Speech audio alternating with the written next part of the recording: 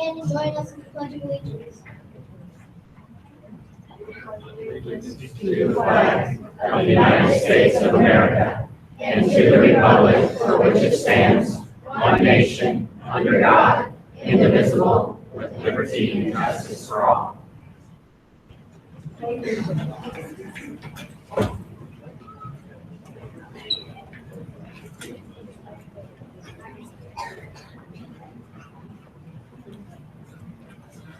So we need a motion to approve the amended agenda. I motion to approve the agenda. The amended agenda.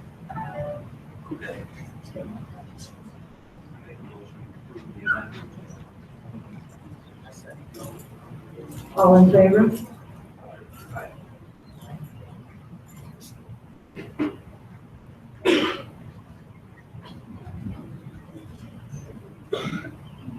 Okay, is there any public comments?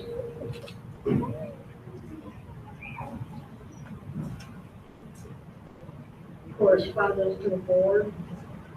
So we're going to begin tonight with just a brief video, and students, before we get to that, we want to thank you all, and parents, thank you for being here tonight. We're excited to have this presentation, and we will get to you in just a few moments. So we're excited to see you here, and hopefully we'll get you out of here on time to get to bed early for the last few days before Thanksgiving break.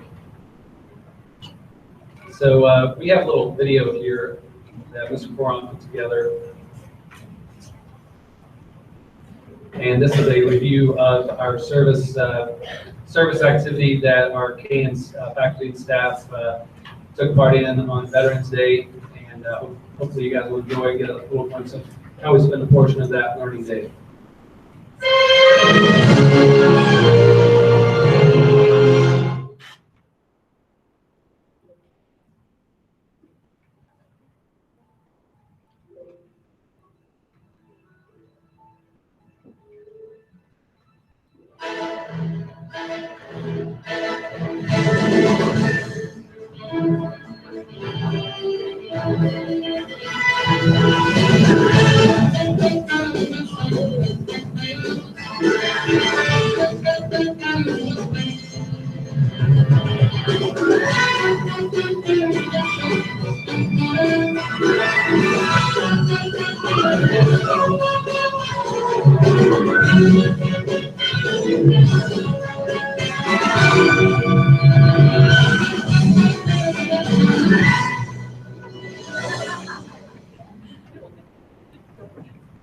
All right, so again, some credits go to Mr. Coron and our team. One of the things that we did differently this year with our school calendar is we did not have students in session on Veterans Day.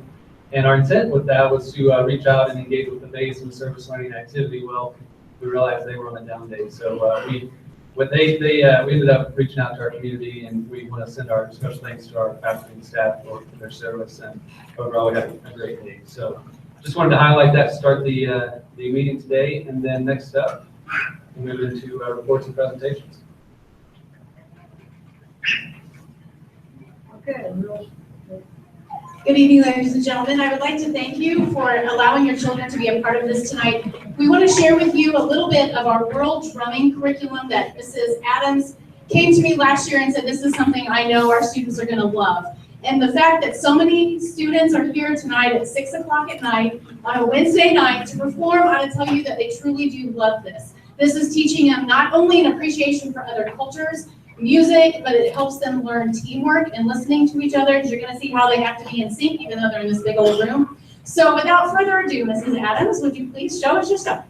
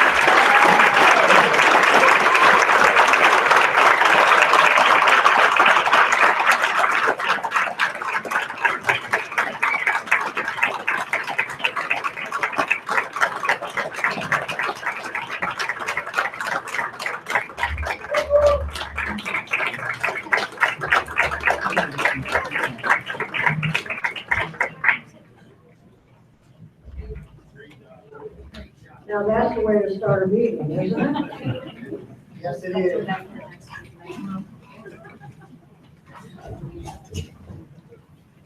So boys and girls, thank you. Fantastic job. Very impressed. Love the new drums. So Ms. Adams, thank you, Scarborough. We appreciate you guys livening up our board meeting.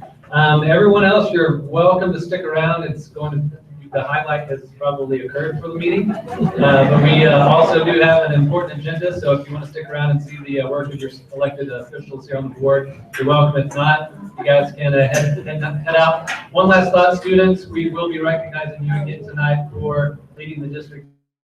So keep up the great work with what you're doing all the way around the clock.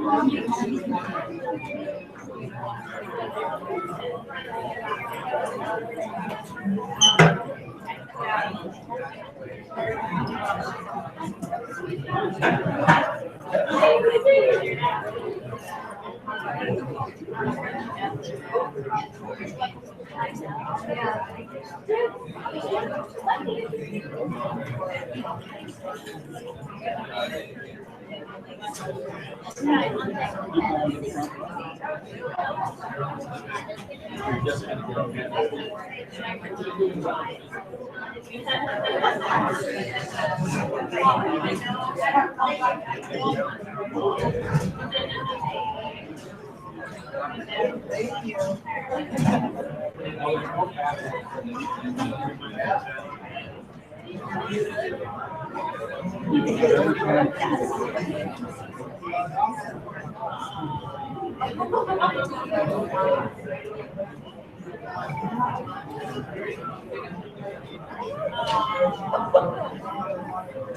Hey, I tried to get down there.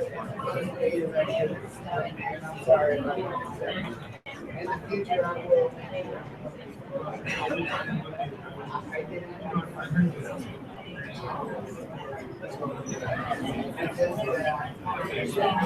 Okay, since we have such a long agenda tonight, we're gonna go ahead and move on.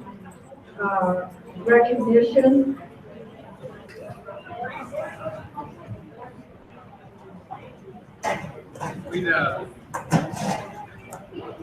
We'd like to recognize our counselors this evening before our board.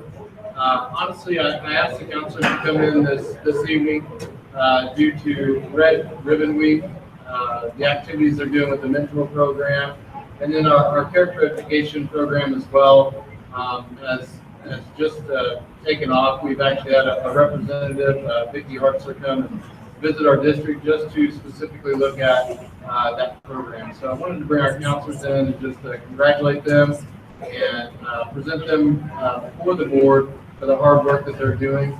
One big change to that character education recognition is now it's a community event. And so our students are really highlighted out in the community. And what a great change to take our top students out and to show our community these great kids. So when I call your name, please come up and I will give you your certificate afterwards. Jessica Heinrich.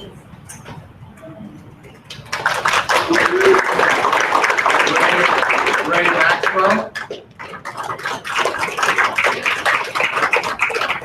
Amanda Wesley. Heather Wallace.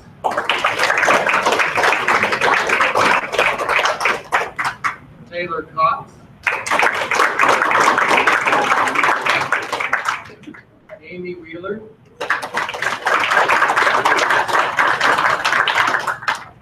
And our MPLAC counselors, Megan Jones. And Cindy Hurdlejack.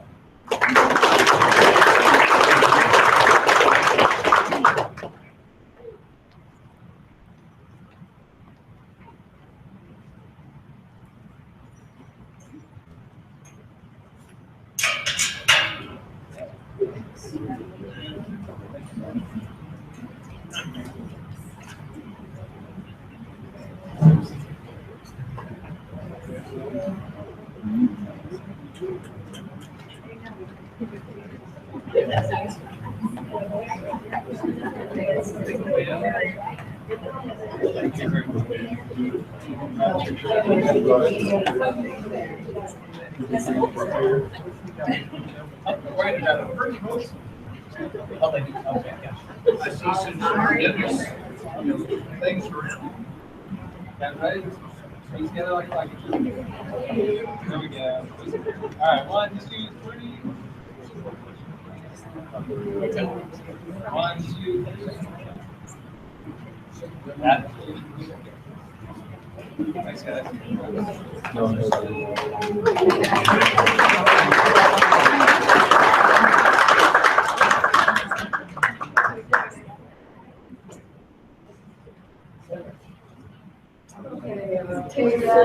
American Education presentation.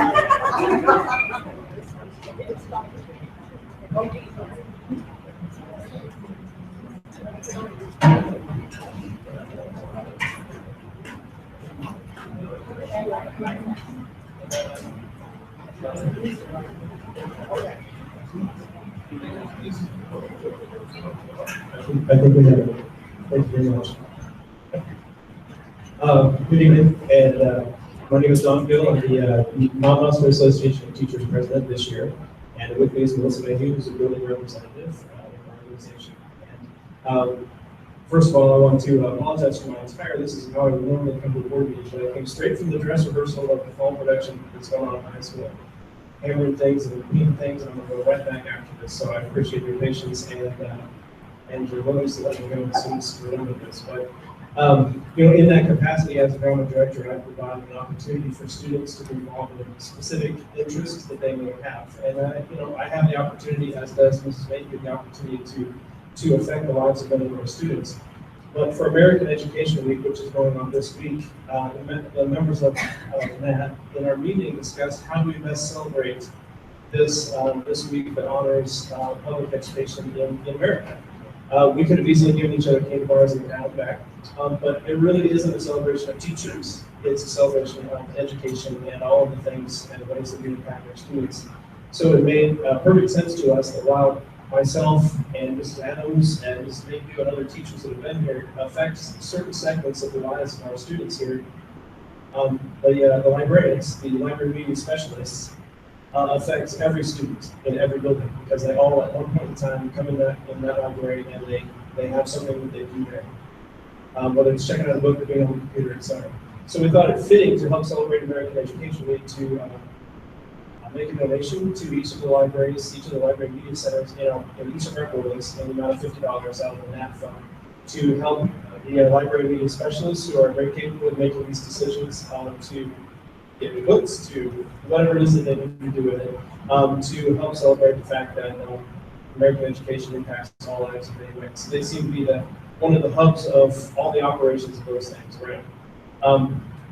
We're looking around, and I know that there are some of our LMC specialists that are on PD type things and other activities like that. So I'll make sure that they get the actual checks. But I want to take an opportunity to appreciate what they do, and the fact that they impact everyone's lives in schools, and appreciate our education system here. And I tell you, I hear this. I've been here 18 years. This is my 25th year teaching overall, though I've been in other places. But in this area, in the last 18 years, for sure, I've had many people from areas, and I do have contacts in Orangeburg and other places where I do activities. I've had many people come and say, oh, you teach well, oh, I know it's a great place. And I always say, well, of course it is. We do a really good job here, and I'm not trying to pat me on the back. I'm saying everything about our education system here is in place and it's doing an excellent job. And so we should celebrate that as well. And that's the way we chose to do it from that. And want a chance to tell you about that, and hope that you have a great American education with us. Thank Thank you. you very much.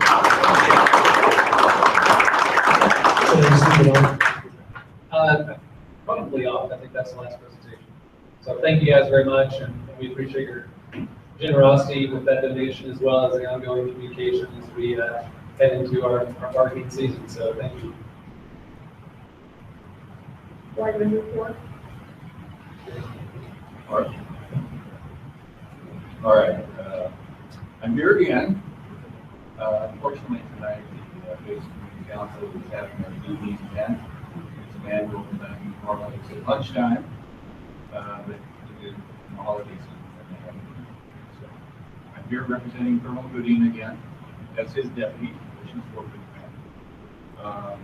Three things I'd like to talk about. Well, first of all, last time I was here, we talked about the exercise that we're going into, which was a huge thing. It's a DOD-wide strategic exercise that we did very well. It was week-long and it stressed the installation a lot. But we got through that, and then as soon as that was over, the Secretary of the Air Force decides to give us a little bit of a visit. So again, that was a very stressful time in which flew the B-2. Deborah James, who she is. Of course, as Secretary of the Air Force, she is the leader that is just below the Secretary, and that's so very high. The next thing I'd like to do is very rarely do we have an event that you all can also take part in. This Friday, we're going to have a country western musician at the Golf Course Clubhouse, where you don't have to come on to the installation. But it's free.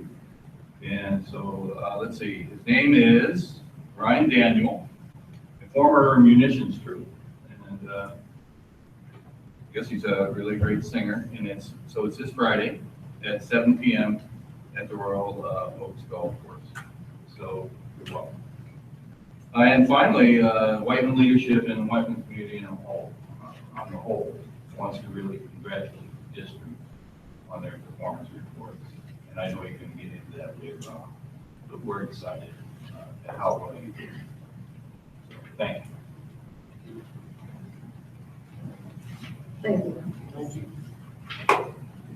Principal and Director's report. Again, we have those included in your packet as presented.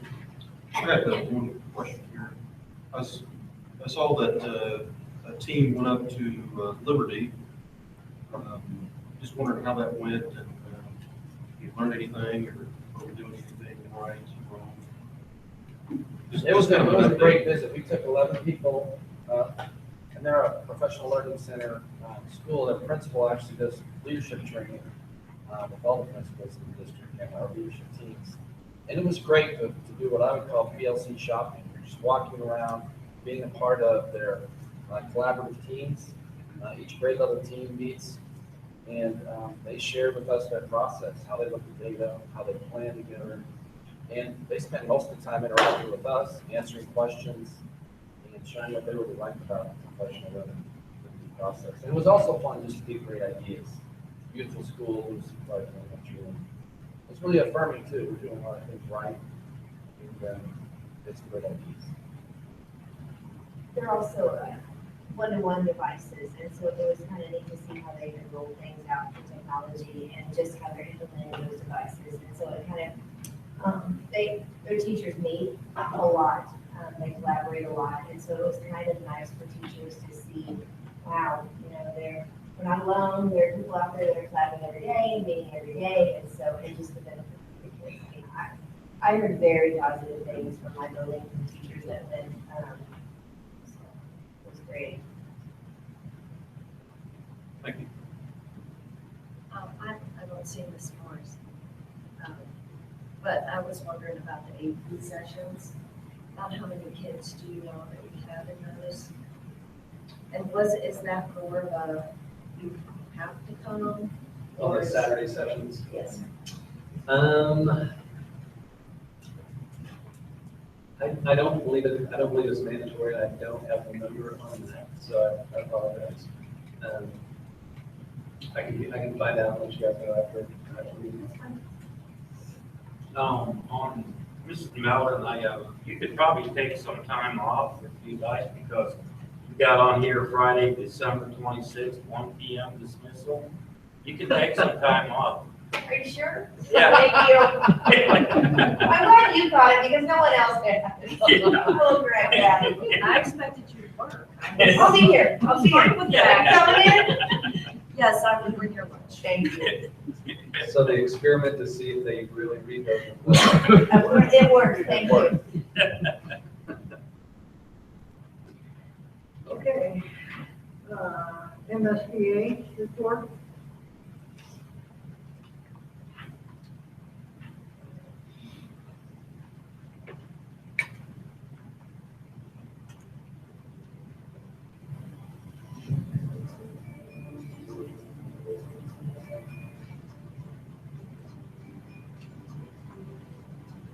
Hello, everyone, and welcome to the Missouri Sorry. School Boards Association's board report for the month of November. We thank you for the opportunity to share some news and information during a few minutes of your board meeting. We begin with a look at the state's revenue picture and how that might impact funding for our public schools both this year and in the future. Former state budget director and current governmental relations consultant Jim Moody has conducted an analysis of state revenue. And he says a diminishing revenue base combined with sluggish or non-existent revenue growth will likely mean less money available to fund public education and other needs in coming years. Moody told an audience at the recent MSBA annual conference, one example of the diminishing revenue base is a provision in Senate Bill 19 passed in 2015 that effectively wiped out a large portion of Missouri's corporate income tax, thereby reducing state revenue by around $200 million. And so I think revenue growth is going to be very limited or possibly non-existent in the next 10 or more years. And so, I would go back to what I told you about starting to work on this with the School Boards Association in 1994. What happened in the 90s triggered a series of what I believe are serious tax mistakes, which have continued all the way through Senate Bill 19 in 2015. And we're just in a heck of a mess. We're 70% individual income. That's probably going to go up to 73, 74, 75%. We're going to be cutting our largest revenue source. Sales tax is growing very little, and the future just doesn't look good. Moody also said state revenue will be affected by tax cuts likely to take effect later this fiscal year as a result of Senate Bill 509. He warned those attending his session at the annual conference there almost certainly will be some significant withholdings from the state budget during the current fiscal year. He estimated the withholdings at between $250 and $300 million, and some of that may come from state funding for public schools. Students throughout Missouri have more opportunities than ever to participate in career and technical education because of partnerships that have been developed between career and technical centers and higher education institutions around the state. There continues to be high demand for skilled workers in areas such as welding, mechanics, HVAC, and transportation. But business and industry leaders say they often struggle to fill those jobs. State Board of Education member Joe Driscoll says even more needs to be done to connect classroom academics with real-world skills. With employers, they can't find enough skilled and educated kids and people to take the really good jobs that exist out there. And on the other hand, we have communities and neighborhoods all around the state, other places in the country, where the only jobs that kids and others can find are low-wage service jobs. So we have this really big gap between, kind of an uplifting educational experience that allows kids to get and keep good family and community supporting jobs. And then on the other end, the availability of jobs in a lot of places around the state just doesn't quite match up. Driscoll made his comments during a panel discussion with members of the State Board of Education during the recent MSBA annual conference. MSBA Center for Education Safety held its 10th annual Safe Schools and Colleges Conference at the Lake of the Ozarks just prior to the annual conference. The event drew school resource officers, board members, administrators, law enforcement officials, and community leaders who have a role in keeping our schools as safe as possible. Author and retired U.S. Army Lieutenant Colonel Dave Grossman was a keynote speaker at the event, and he said there are a number of low-cost steps schools can take to keep school buildings safe, including random visits by local law enforcement officers. Grossman also said installing an anonymous tip line can be helpful. We need to have something they can text message chips in. We need to be able to call in. A baseline requirement is a tip line. We're stopping incidents daily across America with tip lines. It needs to be well advertised. They need to know where it is. They need to call it in. They need to text it in. And they need to be anonymous if they want to. Neighborhood Watch crime prevention programs have been around for many years, but now MSBA Center for Education Safety has developed a school-focused Neighborhood Watch program called Schools Watch. This program encourages parents, grandparents, and those living near school buildings to become another set of eyes watching for suspicious activity near schools. A free mobile app is available to allow neighbors to report such activity immediately to law enforcement officials. Contact MSBA Center for Education Safety for details on how you can form a Schools Watch program in your school district. That's it for this month's edition of the MSBA Board Report. Thanks for allowing us to have some time at your board meeting, and so long from Columbia.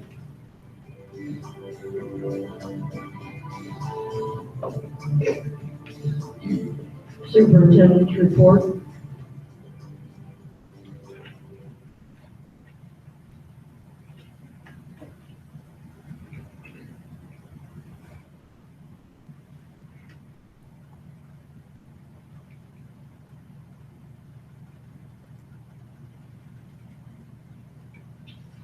Well, it's been another busy and productive month.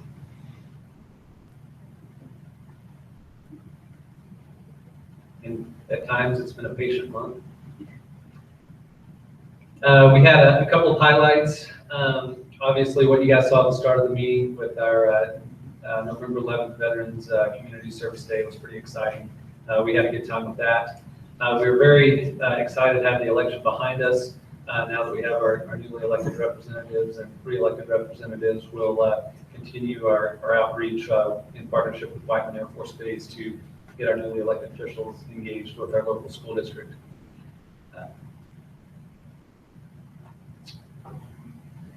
One thing that we didn't mention on the video earlier was a portion of our team did take a visit on November 11th over to the Veterans Home in Warrensburg, and that was another section of that service day. We had some really good feedback on that and wanted to mention that, and also thank our team for taking time to reach out and engage in that way.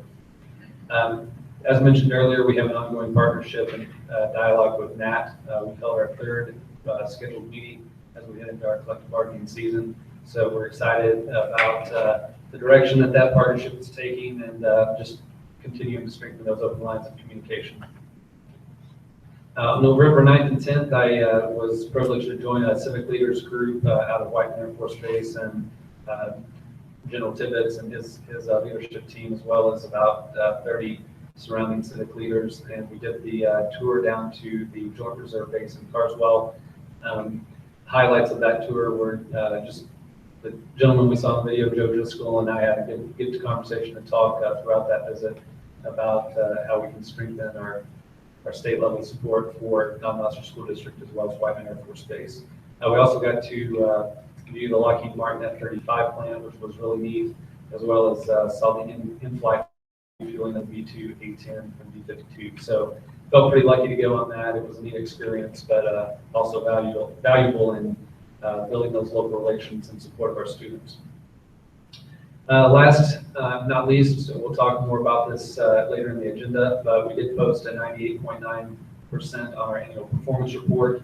This is our highest in school history, It also places us at the top of the MRBC on both the east and west sides, as well as the highest in Johnson County, Henry, Pettis, and Lafayette.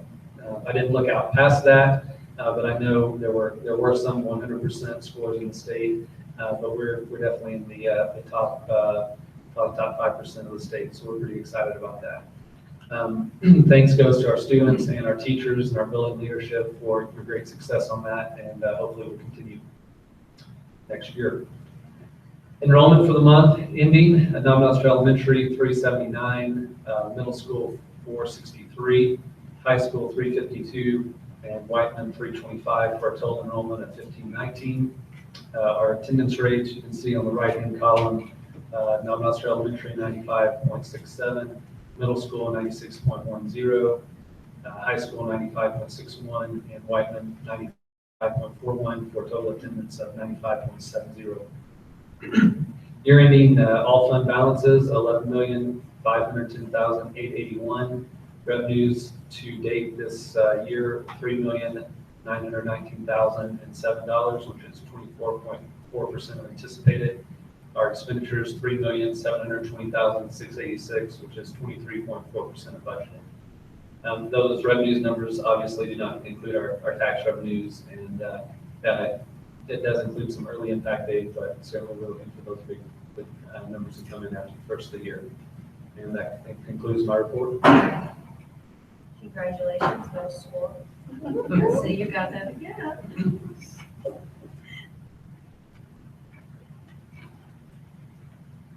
Approval of consent agenda. Make a motion to approve the consent agenda. I second it. All in favor? Aye. Question on that, surplus property, surplus property sale that's going to happen Saturday. Yes, sir. If something doesn't sell, do we have a disposition for it, or do you know what we're gonna do with it, or hold it over, or what? Once the district declares the surplus property, then we go through an opportunity for a public sale. And then once we've met that threshold, then the district has discretion to do with the materials and the equipment what we choose. Some of that will include, like our technology equipment will be recycled. We'll call in a recycling company to take that. Any of the equipment after that, it can be given away or it can be trashed. Now, we typically obviously reserve trash for items that carry essentially no value or that we can't get rid of otherwise, but that's the typical process. And this was the first hit on the surplus property, right? I mean, there is additional, I'm sure, but this was the initial clean out. This was the initial clean out. There will be some other clean out, but this is a big step in the right direction. It hasn't been done in quite some time, and when you look at some of the technology that I've seen, it's overdue to go ahead and move that on to its final destination. So, well, I just really appreciate you getting on that, or whoever got on that to get that process started, because every one of us has walked the hallways and seen the rooms just piled with well, this isn't all inclusive of everything, but this was the low hanging big ticket items that are sitting there, blatantly needing to go. I have been through every building except for the high school, which I didn't get a chance to look through that, but I know there is some other mainly construction materials, old books, textbooks, workbooks, and part of that is finding the right way to get through that with the instructional staff to make sure we don't get rid of something that still is used and valued. But the ultimate goal is to get cleaned out what needs to be cleaned out, and then organize and clean and sort what we're keeping, so that we're hopefully open up some additional space that will lead into what we're doing with our facility plan as well. Good, thank you.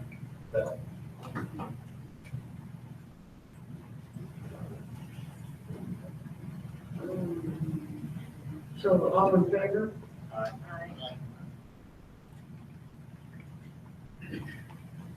Disposition of minutes. Yeah. Okay. So.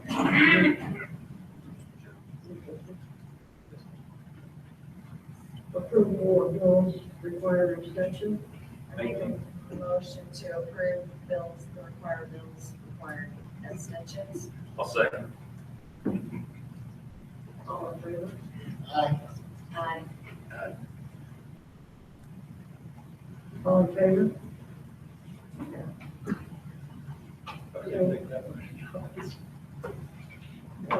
Two extensions, okay. Thank you. Approval of Three decisions. No, plaintiff two, I'm sorry. I'll catch up. That's okay. Approval of, bills. I make a motion that we, approve the bills for the voter approval. I second that. All in favor? Aye. Recognition of early notification incentive. Okay, so last year the board approved the resignation early notification incentive. That's the $1,000 incentive that's given to any employee that gives us early notification of their resignation or intent to not return to the district. One of the things that does is gives us an obviously early notice and a better opportunity to fill that position with a high quality candidate. It worked out well last year. I wanted to recommend to the board that we do that again under the same terms as last year. I'll never mind, so I was gonna say, does that have the same cutoff date? It has a cutoff on February 1st, 2017. It's $1,000 incentive. And it does have stipulations. Obviously, the employee has to complete the full duration of their contract in good standing. And then that's paid out at the end of that time in June. I make a motion to approve the resignation early notification incentive as presented for the 2016-17 school year. I'll second the motion. All in favor? Aye. School bus fleet update. So I wanted to provide some context. We're getting to the point where we need to make some decisions on our fleet. And I just, in casual conversation, wanted to provide this information to the board as we look at how we want to move forward. A couple of things that I've provided here, the ASBR bus depreciation schedule shows our bus fleet. It shows the accumulated depreciation this year, accumulated depreciation, and then balance remaining. So you can see, here's the purchase price, here's how it depreciates out, 12.5% a year, and then until it's fully depreciated. That number is totaled here at the bottom, which looks a little bit more favorable than what it is, because as you heard in the MSBA report, when the district goes about, or the state goes about cutting funding, one of the places that they kind of rob Peter to pay Paul, one of the foundation formulas they take from transportation and other places. Well, what used to be about a 7-year turnaround on our buses for full depreciation and reclaiming the full 100% amount, it's now prorated at 30%, and that number continues to dwindle. So I'm thinking moving forward, we should anticipate, to be conservative, probably anticipate that we'll get about 25% of the cost of a bus back. So that changes our paradigm a little bit, since it's not guaranteed, and we have to make a judgment call on how we want to handle our fleet. We can continue to stick with a designated rotation of a certain year or mileage or parameters, or we can take a more proactive approach in doing that and find our balance, or we can say, we want to wait until a bus is declared to no longer be what we feel, no longer provide a level of safety that we're comfortable with. And what I'd like to just kind of open some dialogue, and we don't have to have a definitive direction from the board tonight, but I just kind of wanted to get some open feedback on how you want to go about maintaining our fleet. Well, maintenance wise, where are we at maintenance? Well, I mean, because we have a bus that's got, you know, I don't see, is there mileage on any of these that I'm not seeing? Not on this list. All right, is there a, like a mileage position that says that after this mileage, you really shouldn't use it? Or, I mean, I don't know what the in-depth maintenance procedures are. I mean, there's gotta be like bushings that wear out, front ends that wear out. I mean, where is that? Are we rotating the buses from the county that are getting beat up on gravel roads and bringing them into the city and using them on, of course, they are much better on city roads, but, are we doing that rotation with them? I mean, there's really a lot of questions that need to be answered, because, I mean, you can look at it and say, okay, we got one that's 2002 is our oldest bus. But does that really mean it's a 2002?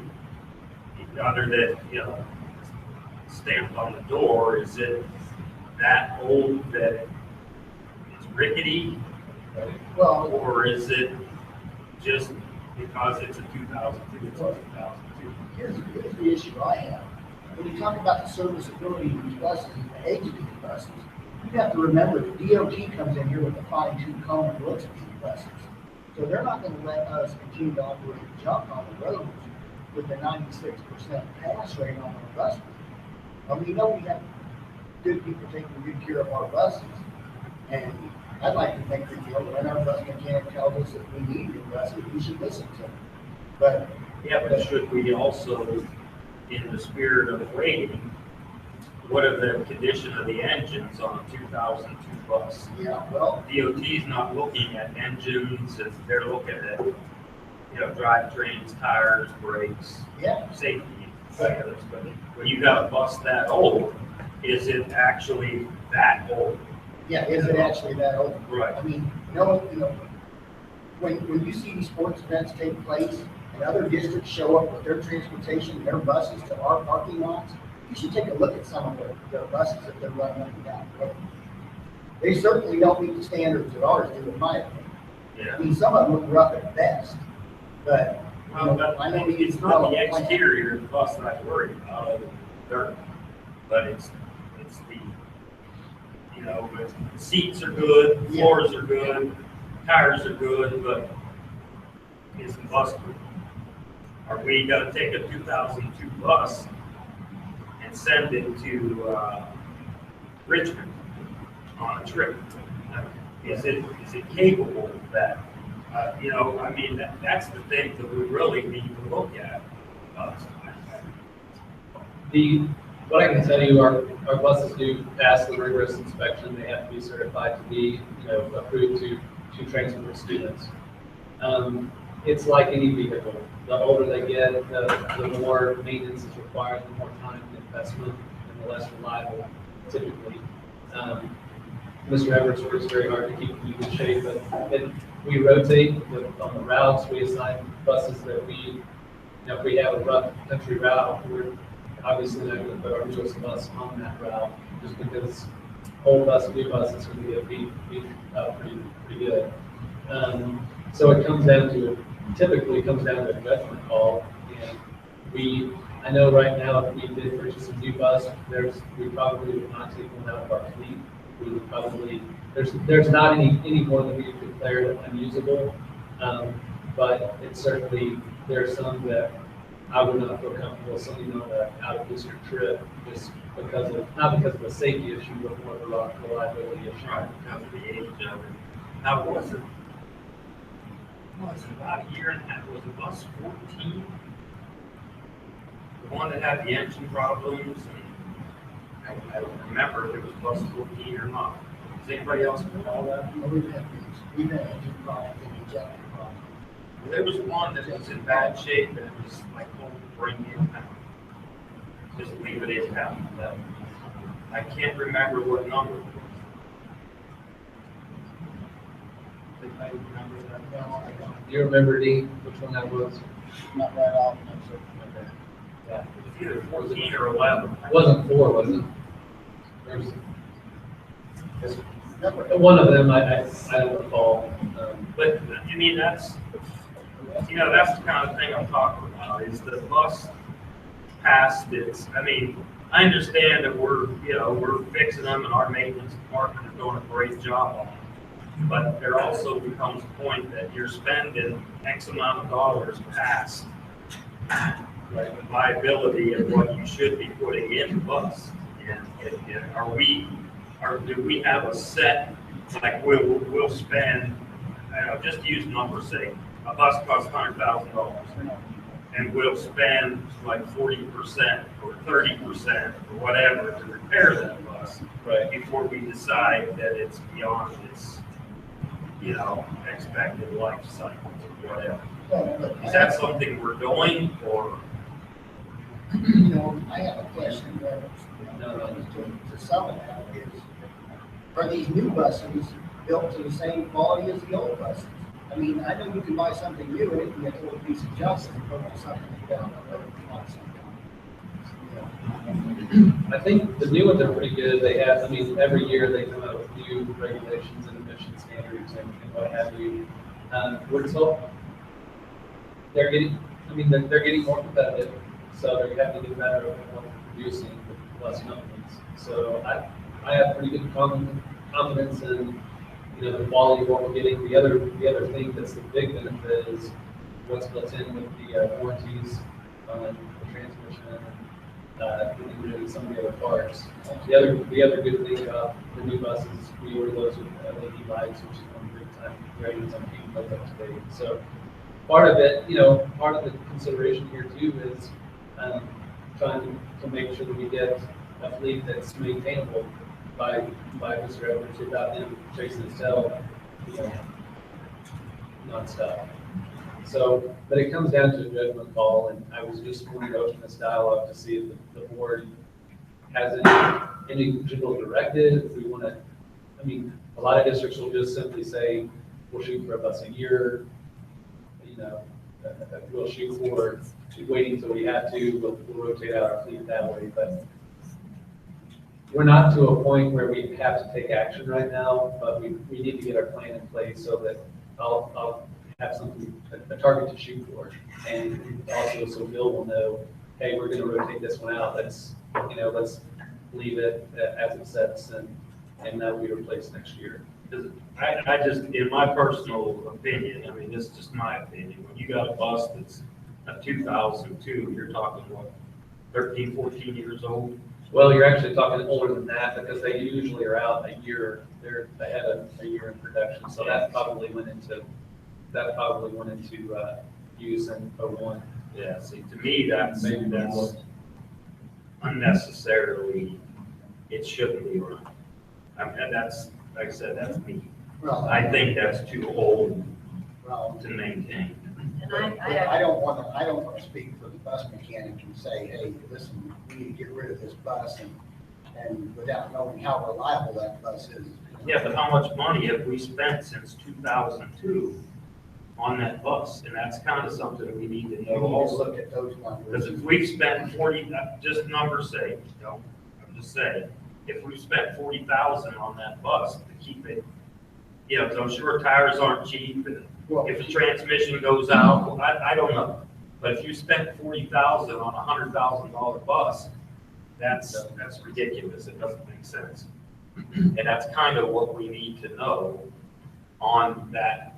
If, in the future, if we're going to make a decision on these, what has been, if that kind of record's even kept, what is the, see, that might be something that we need to look at.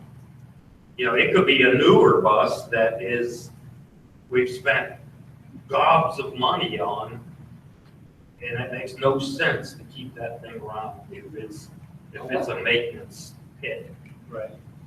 Well, we would, if we did rotate something out of the fleet, that's going to be at the full, mainly at the discretion of our bus mechanic. If he says it's got to go, then I'm not going to question him on that. This is really a question of getting something new in. But you mentioned the 2002. That's one of our. It's a good performer. That's why it's sticking around. Again, but how much money have we put into it? I'd have to find that out. You know, it's not a garage clean, I'm sure. So that's the kind of thing we need to really look at. But I You think know, we need, it's got to be assessed. but I think when you look at the tires and the oil changes, you can't add that to the overall, maintenance costs of engine repairs, transmission repairs and stuff like that. I mean, we've got all these years out of that bus and the reliability out of that bus. But how much have we spent on motor, transmission, and other major parts like rear end and stuff like that? I mean, tires, we know we're gonna go through, fuel, we're gonna go through oil changes and brakes and all that stuff. But, I'd like to know from our bus mechanic if he has identified particular buses that are 2007 models or 6 models or whatever that need to go because he's constantly having to do repairs to them. I know when DOT shows up, they crawl underneath these buses, they look to see if the floors are rotted out, if the seats are gonna stay, are bolted to where they're supposed to be and everything else. And having talked to, Well, I have no question whatsoever on as far as the maintenance of the bus. That's not what I'm getting at whatsoever. We have a very good maintenance department, both the schools and our buses, our transportation, everything. We have a top-notch maintenance department. I'm not directing it at that individual or individuals. I'm directing it at the bus itself. yes. If we're spending gobs of money on a bus to keep it running, then it needs to go. I think Mr. Everett needs to identify the ones that have had issues or that have issues now. Because I don't want to sit here and say, well, let's get rid of this bus number 2 that we've had forever. And he's scratching his head thinking, well, the board told me to get rid of this one, but now I'm stuck keeping this piece of junk. Well, I don't want to make that decision. That's not our decision. That's his decision. Yes, that's his decision. But we also need to know the maintenance history. Well, I just, 2 things that I want to throw in there, what we think about if we're talking about getting a bus. One, we may not have a Mr. Edwards all the time in our maintenance department is one thing, right? As awesome as he is. And 2, I'm not sure if that situation with the kindergartners sitting there for so long waiting for the other buses, remember that's been a couple of years that we've been discussing that, if that has worked its way out or not. Right, no. And then throwing in there also that we have the extra sporting events as well. So I think that's also a couple things that we need to throw in there because we have been asking for those things to be fixed. As far as at least the kindergartners, how long they sit here waiting for the B route and stuff. And so I think those are things that we also need to keep in mind as well when we're talking about this. The bottom line is we've gotten by where we are right now, but I think it's because we really don't have that green light that this is the this is the goal that we're aspiring to achieve. And right now the goal is keep the fleet that we have running in the best shape that we can at all cost and time and effort. And I don't think anybody here wants us to wait till we have a problem and then we have to get a bus. So I think we need to be a little bit forward thinking and think about this before. Didn't we put a purchase of one off last year? Yes. Yeah, I thought that we had put the purchase off. If we're in the financial position to do it, and do we have a place to put it? I was listening to everything. I believe everybody's on the same script here. I have a little bit of experience from working in transportation for quite a number of years. And our fleet compares with the military standards, at least. And our fleet is much, much newer than what the military uses on base. And it's all in the perspective of, as Dan was saying, where's the bus going, how many kids is carrying, how many miles is it traveling, what are the major complications each bus has had. You can't go by 2002 or 2013 because there may be 100 miles on that 2002 bus. I do believe that Mr. Senga and Mr. Everett have a very, very calculated and precise measurement tool or tools and resources that will give us all the information on repairs, the perspective of each of these pieces of equipment being in the fleet for how long and which ones would be the ones to be identified. I believe that's already all been done and it's available, to my understanding. What we have to do is we have to figure out how many times we're going to Colorado in the next 5 years. And we need, does that warrant buying a 8-cylinder diesel pusher with nice seats? Because that's $200,000. But if we're gonna make 5 state jumps, you know, maybe we better rethink this and buy a bus that is capable of that type of transportation in a safe manner. If we don't ever do anything like that, then why would we look at it, of course? But do you know how you track expenses? Is it all in one budget fund, or is it broke out by bus? How does it feed up into the system?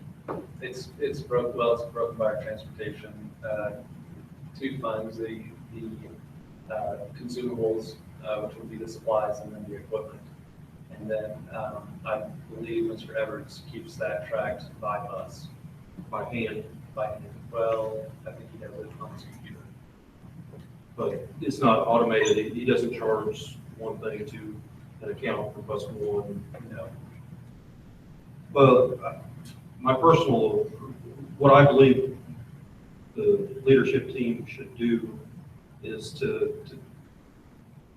keep current on what buses are costing and try to track what future, if we have a bus that's in this mile range or this year range, what it's going to cost us over the next 3 or 4 years, and start projecting that stuff out.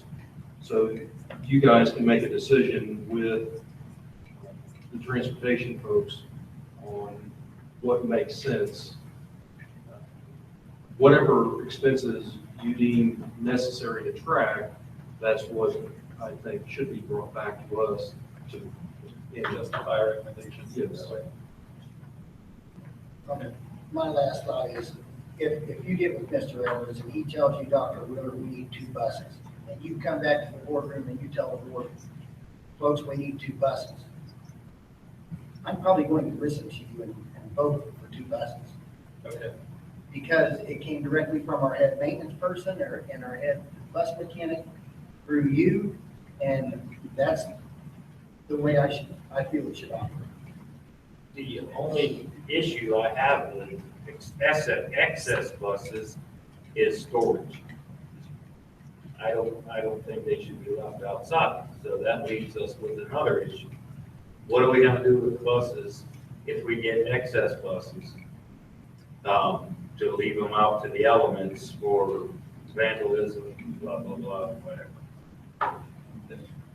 This is the first district I worked in where really the only one I'm aware of that has in-house garage storage for buses. So it's nice that we have that. If we did have to leave some out, we talked about a couple of possibilities. We don't have anything that would meet the standard that we have here right now because we don't have indoor storage. We could do behind the middle school, behind Locked Gate. We could look for some other locations, but that it would have to be left out at this point. So to kind of summarize, I think which way the board probably needs more information on this is the rotation, how much is being spent, routes, repairs on each one of the buses with projections, how many more trips we're making for sports and other events, extracurricular activities. Yeah, and then I'd like to hear, or see something from Mr. Edwards on his, recommendations. He's been working with this for quite a little while and knows approximately how long a bus what the wear and tear is and so on like that. So I think that gives you a little bit of direction on where to go with this. And then, you know, we can come up with a best plan for the future. Did I forget, did I leave anything out? Did anybody? So what I'm hearing is look at the cost of ownership, cost of maintenance, look at the reliability, and basically, is there any concern with relying heavily on the recommendation of Mr. Everts? Is that pretty much where we're at on that? Because he's been saying for a couple of years we need to start buying some buses, but I just wanted to have some open dialogue with the board before we bring forward a make a purchase. Would a spreadsheet be a possibility? I think it can, but I would caution the board to, you know, he's our guy that's most engaged with this, and he's earned a level of trust and dependability. So, you know, when he brings that forward, I think we can bank on that. I just wanted to, and if it can be a qualified, informed recommendation, I know that would give us a better level of comfort. Because I don't have a problem at all with the recommendation comes back that we buy them, and we do that. Okay. But I also, on the remaining fleet that we have, would like to see what needs to go, what doesn't need to go, and if we have to buy more than one bus, or, you know, see where we're at, so we can get a basis for establishing some kind of timeline. Okay, we can do that. Okay. Annual performance report. Real quick, before we move on, I wanted to pull this up too. We also included the transportation facility depreciation, and that shows our total amount of prorated amount, and it's prorated off that at 30%. So I paid for the water bill. All right. Annual performance report, the second highlight of tonight's meeting, well, one of, I should say. Just included in your packet was the press release that went out. So we're going to talk about a couple of things here, both on the points of pride that we'll be sharing, as well as looking ahead where we see as areas of need of improvement. I also noticed that the school liaison had put out a blurb too. They did. We appreciate that. We published, shared it with this obviously non-master item. We shared it with Face Warrior, and they put it on their social media. So yeah, we really appreciate it. Is Diane the one who does the liaison, or is it? She is. Yeah. Hello. Oh, Thank you, Diane. yeah, I noticed it was all over Facebook and everything on their site. So. Well, we never miss an opportunity to celebrate success, and we had a big point to celebrate. So I'm just going to go through this for those in the audience as well as listening at home and the board. The annual performance report is a comprehensive annual scorecard of the Missouri Department of Elementary and Secondary Education.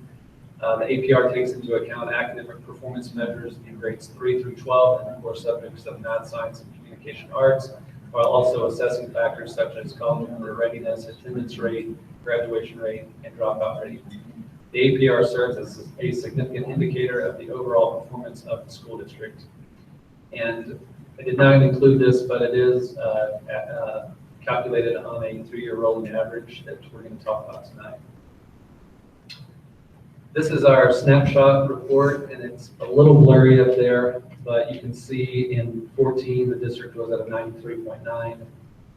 Last year in 15, we were at a 98.6. This year, we're at a 98.9. So we're trending in the right direction in terms of the overall score. This year, we did pick up some extra points in post-graduation follow-up. Met with our high school team and looked back through our data, and we're able to find some students that we can track on where they went after graduation. So we're pretty excited about that. We did receive all points in our core academic subjects. The area where we lost some points was in college and career readiness. We lost half a point there, which with our new our new advanced placement courses, we fully anticipate we will pick up that point. And then the other point was in subgroup achievement. We missed a point there. What does that mean? Subgroup achievement. So that's our subgroup of students. We now have a military subgroup of students that we're tracking, but that would be our minority students, free and reduced lunch, socioeconomically disadvantaged students. And they pull those out and segregate those to see if there's difference in performance between different groups of students. And we did miss that. This is a quick comparison of how we compared in Johnson County. Closest to us was Crest Ridge. They edged us out last year. We edged them out this year, and then on down the list in the county. Likewise, in the MRBC, we came up at the top with the next closest being Oak Grove at 96.4, tied with Warrensburg at a 96.4, and on down the list. So we competed pretty favorably this year. Supporting data, again, our improvement targets, our advanced placement courses, our college and career readiness, we expect to pick that up. The overall academic achievement is one that I want to talk about a little bit. As mentioned, this is calculated on a rolling average, and we have identified that, and we talked about this earlier this year with Mr. Coron, that we have some areas that are trending downward. Specifically, we're focused on our middle school and what's going on there, which we've talked about. Great thing is it gives us a lot of room for improvement. Part of that can be attributed to a number of different things, and we're looking at all of those. But one of the big considerations is that 5th grade class and their placement, which is an ongoing point of discussion for a number of reasons. But I do want to say we feel great about what's going on in that building with the leadership and the focus.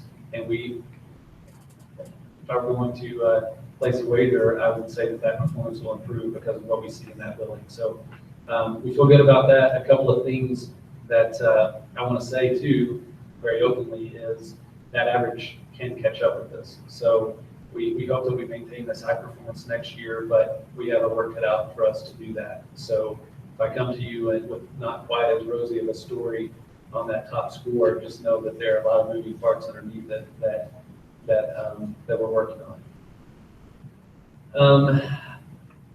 To that point, we've added a couple of things through conversation with the board. We added remedial math and language arts instruction and support at the secondary levels through the middle school. So we do believe that will help. We've also simplified what we're doing with our assessments, which we think will give our teachers a better opportunity to focus on things that make a difference, and also hopefully give us some good early indicators on where we need to provide enrichment and remediation. As you know, old news is the addition of the 7 new advanced placement courses at the high school, so that should take care of itself. And we're also happy about what we've done to add Project Lead the Way and strengthen that in middle school to hopefully motivate those students, but also enrich their learning, specifically in math. And that's what I have for the presentation.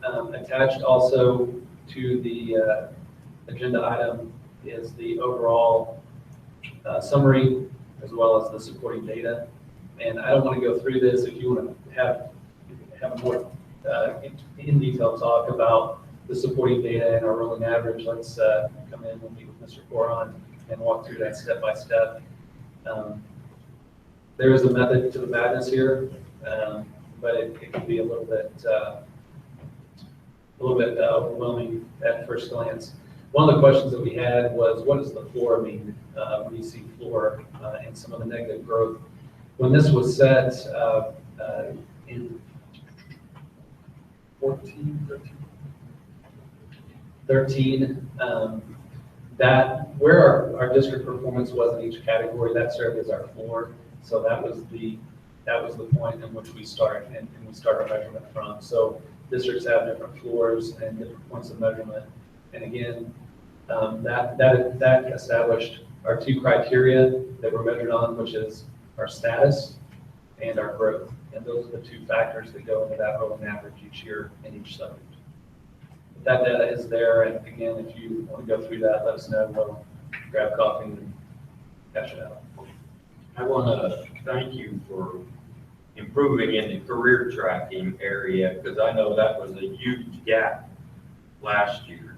And to bring that up to some kind of reasonable standard now is, I appreciate that, because that was something that I asked for, and I appreciate you guys doing that. I remember that, and we did spend some extra time on that just to go through student by student, graduate by graduate, because, you know, we produce good kids here, good graduates, and they move on to college and career, and, you know, we owe it to ourselves and to them to track and follow that, so thank you.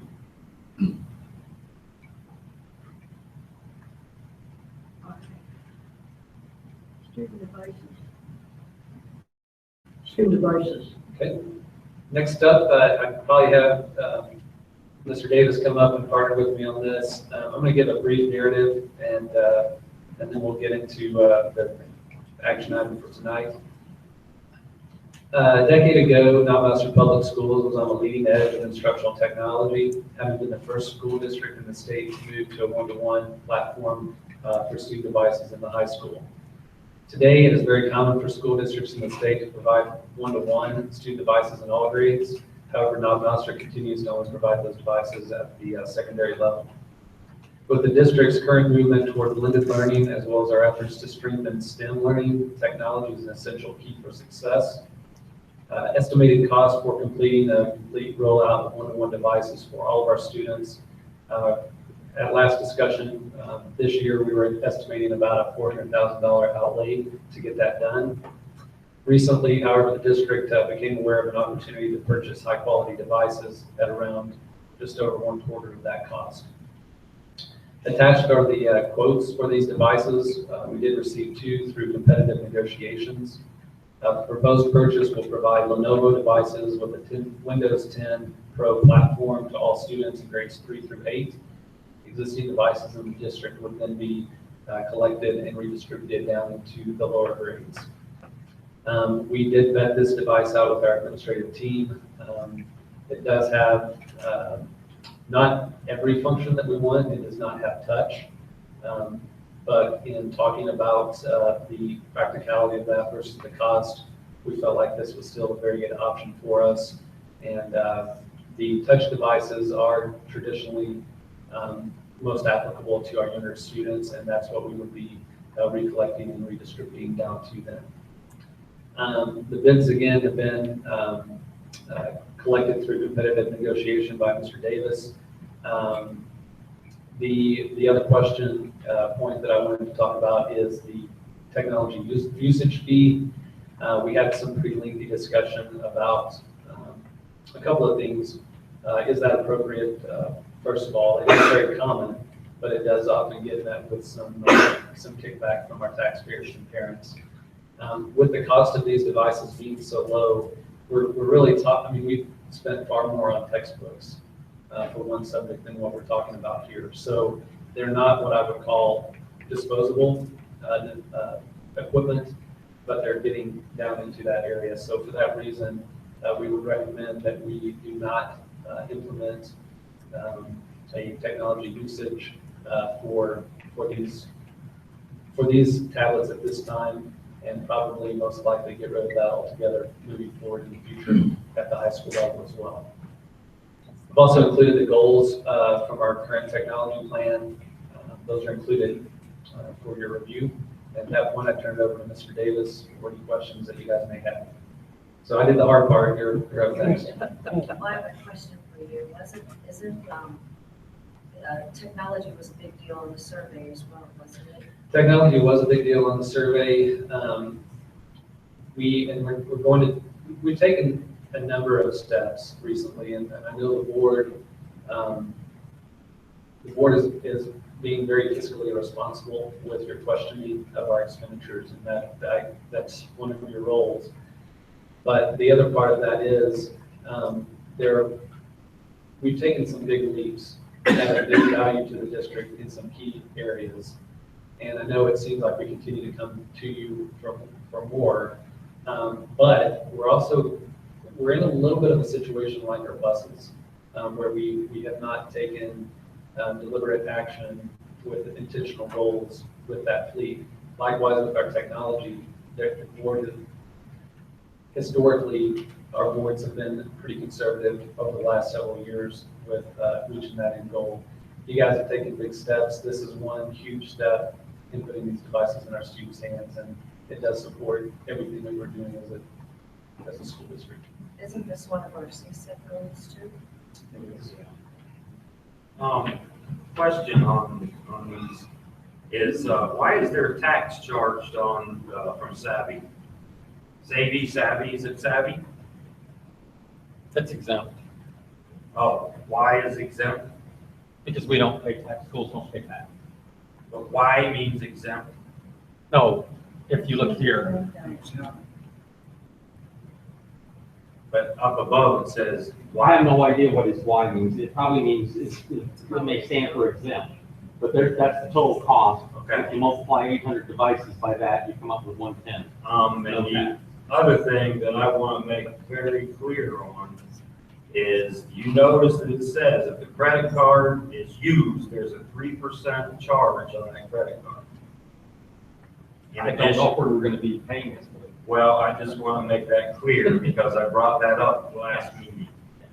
I'm using that credit card to pay. I think this is a PO and a check type situation. Well, I just want to make that clear. But I don't have any problem with it at all. I make a motion that we buy these computers through Savvy. I have a question. Total $110,000. I'll second. I got a comment. I support this, I just want everybody to know that, but has there been thought of staffing to support 800 more devices? Okay. Yes, there has. We're not going to need any additional staff. We've already got this figured out, me and the guys in the shop have worked through this. There's going to be, if this is approved, it'll take 20, I've already confirmed it's going to take 20 days for delivery. Okay, so that's going to put us around the first week in December for delivery.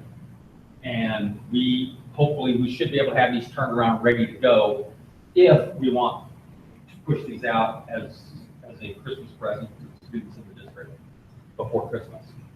As far as maintenance is concerned, we've bought a couple samples to make sure that we can work with them. We've got the tear down already done and everything else for maintenance, screen replacement, keyboard replacement, things like that. Very simple machine to work on. So we're not going to go with the typical drop warranty that would add the cost onto these machines, raise it another $24,000 to $30,000. So screens are $25. We anticipate probably a 10% breakage in that area, so there will be a little additional funds for breakage, but we handle that internally with the others that we currently have in the high school now. So I think it's a doable situation with the group of guys that we have. We're ready to go with it. And we just upgraded access points. Correct. I assume these things are going to go wireless and connect wireless. Yes. Is all the infrastructure robust enough to put 800 more devices on? We just spent the last, as this became a possibility of happening, we went back through the 3 buildings where these devices are going to go, and we actually beefed it up even more. And I've still got some set aside. I've got 20 more wireless access points set aside. So when we find any high density areas that need more, we can drop those in place. But we're confident that we're ready to go. And we have enough bandwidth to take. Internally, we have plenty of bandwidth. Our external bandwidth, we've got a 250 megabyte tail circuit that right now is turned down to 150. So we operate 2,000 devices on 150 megabytes going out to the world, and we don't have any issues. We're probably going to turn that up to 250. I've already got the cost of that. For the next 7 months, that's going to cost us an additional about $3,000 added onto our yearly fee. So that's about what it's going to cost us in addition to crank that bandwidth up higher to support these devices out to the internet. So internally, we're fine. Long term, next year, full years, extra? Probably, well, add 3 more months onto that 7, so I'm gonna say 4,000 to about $4,500. No, it's significant, but is there any other concerns that you guys have thought through but just haven't said here? Oh, no, actually not at all. As things, there's something. On our side, we do have some concerns, and I'll talk about those, but I'll let him finish first. Okay, and it is, the devices are quick, they're fast, 20 seconds to boot, they've got solid state drives in them, so there's actually no moving parts. They're quiet, no heat. All right, So what was the final contract that you got for repairs and maintenance? Pardon? What was the final contract you got that guy to do for the repairs and maintenance? 1 year? Of what, on these? These, yeah. Now, these have a 1-year warranty on them. And then after that, we're responsible, we take over it. And he will extend that for you at a reasonable cost. Well, I mean, you can buy warranties for these, yes. You can go out for $30,000 more, we could add on to that. But that's another $30,000. After 1 year, though, you do have that option. We can. Okay, real quick, I like the idea of no user fee or insurance fee that will raise a stake. Okay, my question is, these one-to-one devices, how far down do you plan on pushing? These devices here will go from 3rd grade to 8th grade.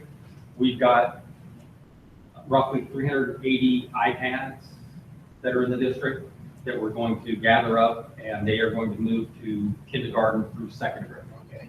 They will be using iPads. So last year, we had to get a bunch of new computers because there was a Correct. bug or. Well, yes. And it actually, it's a twofold thing. We needed the newer ones.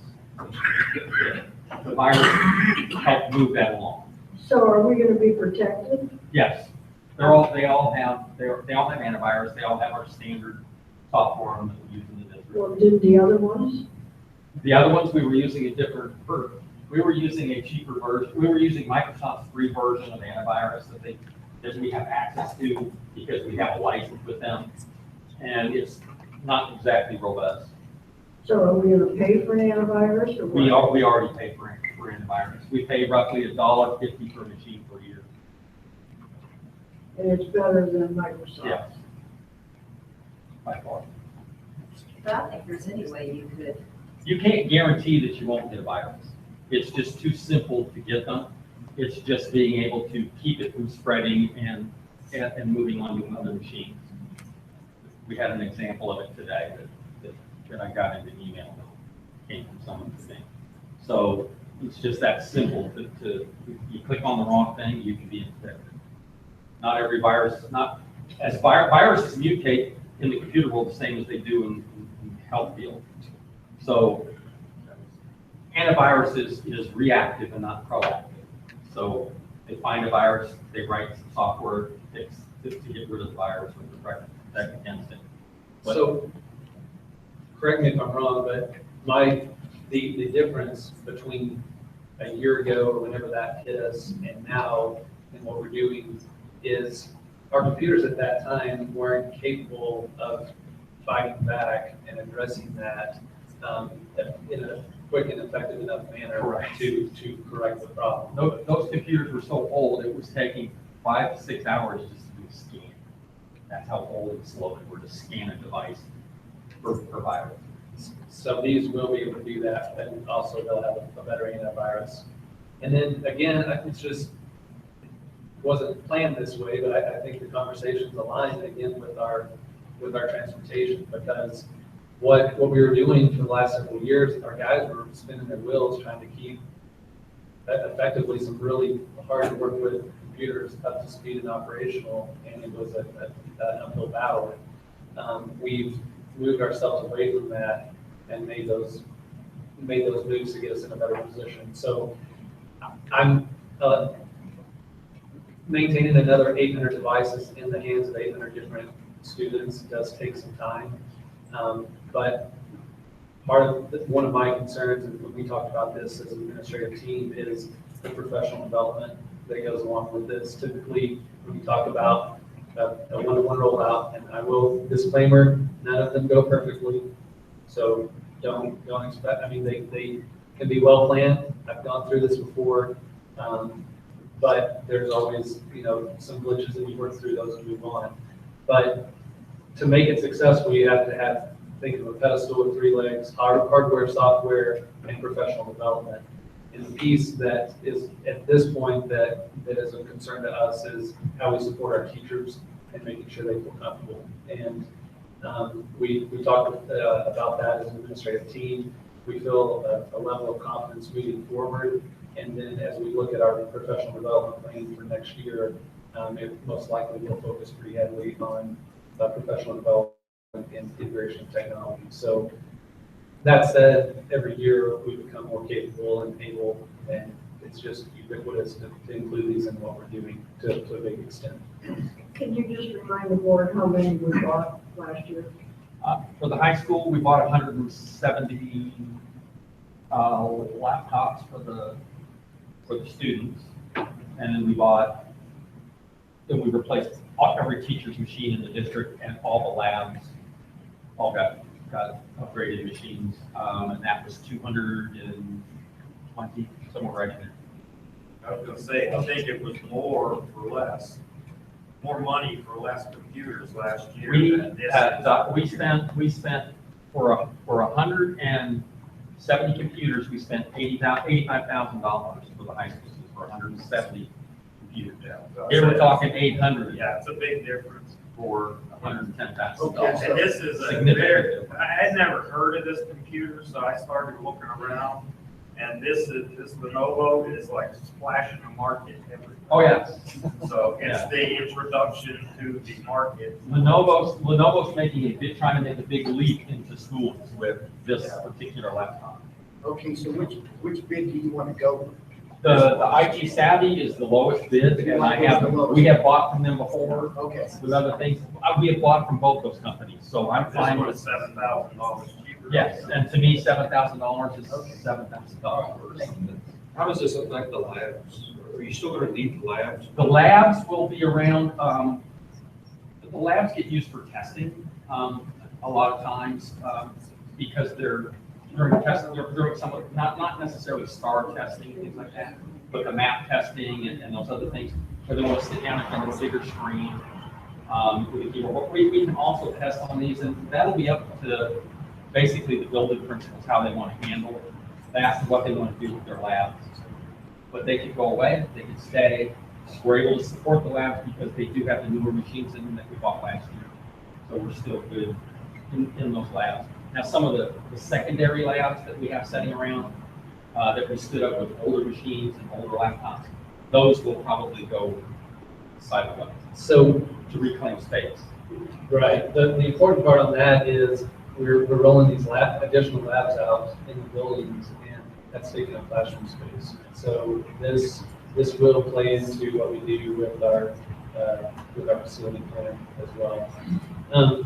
The support on these, like I said, they're not exactly disposable, but they're pretty close. So depending on what types of breaks and repairs we are increasing our overage for replacements higher than we have in the past. I think we usually run about 3 to 4%, and we've gone a little bit higher on this, so we have ability to replace. My only concern really is buying this many at one time. That bubble's going to catch up to us in a few years. So I think we need to make sure, be proactive and start looking at that, kind of like the buses, looking at the next 5 to 10 years, what you plan on doing with these also, because that with a downturn in state aid and possible unknowns on everything else, a big bubble on a down couple of years could really hurt. Oh, yeah. Well, 3 years from now, we don't even know what it. Yeah, we talked what they're going to look like. To play up on that, I think that where we're at now is, and that was one of my questions too about, we bought so many last year and then now we're buying 800 more, but I think that what has happened is we missed out on trying to catch up. Or, I mean, we missed out on the trend that was established and fell behind on that. So now we're playing catch up. But yeah, and I don't disagree, but you need to make sure you plan it I agree. accordingly.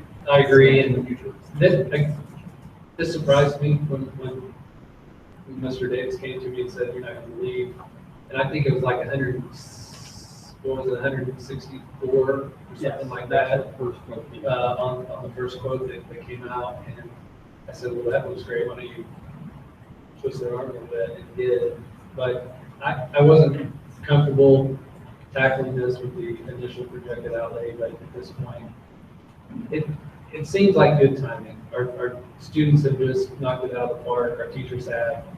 We've moved in this direction in a lot of ways, and we can do it at a good, high quality, deliverable product at a good rate. So So I think that we're just, like right now, it is, like the time is right, the price is right, the time is right. We need to expand our technology, period, and build on it. I don't think that you can beat this timing on this cost.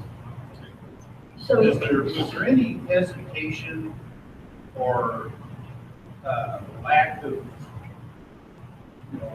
being for this by the administrative team whatsoever? hesitation, yes, because we all went, is this really getting ready to happen? Good to be true. Kind of, but we also know, I mean, here's what I would say. I have confidence in our building leadership and the relationship with our teachers. And we're going to support that. The only hesitation was, how do we support our teachers so that to the greatest extent possible, they think it's a very positive thing. And I have a high level of confidence in the relationships that we have right now being able to pull that off. And the rest of it's a no-brainer. So that was the only pause, and we hashed it out, and we said where else systems go. so we're purchasing 800, we bought 170 last year. We have 1,550 students, I believe is the number, 1,549. If we're going for a one-to-one, that doesn't equal. Okay, we only bought for the two classes last year. We still have the other 2 years worth of things that we had bought prior year to that. So there's roughly 400 computers at the high school for laptops. Somewhere there, 380 right in there. And then you've got the 800 here, and then the 360 to 70 iPads. So that should be somewhere relatively close to the enrollment. And it's third through eighth grade, so. No, they go down the kindergarten. No, they're not going kindergarten, they're going third through eighth grade. These are going 3rd through 8th grade. The iPads are going to be moved from kindergarten to second Their grade iPads are going. and second grade, through second grade. Yes. Yes. Yeah, I can't see putting these laptops in the hands of kindergarten to first graders and second. No, that's why we're moving But iPads. the touch ones, right? They're getting the iPads, no keyboard touch. Well, I still get 1,350 out of that. Pardon? I still get 1,350 out of that. Is that 800, 1,200, and 360? I got 800, 170, and 380. Okay, so if we take away. No, you're missing 200 at the high school. There's 400 total laptops at the high school. There's roughly 380 iPads. Because And this then- should actually and then this 800. this should actually bring you over the 1,500. It's close, and we have to have some extra Right. breakage. Right, that's what I'm saying. This And then we should can go roll over. it You down. have to figure out the issues we had with devices last year. Oh, calculator. It should be pretty close. But we had issues with stuff last year. As far as viruses and so forth.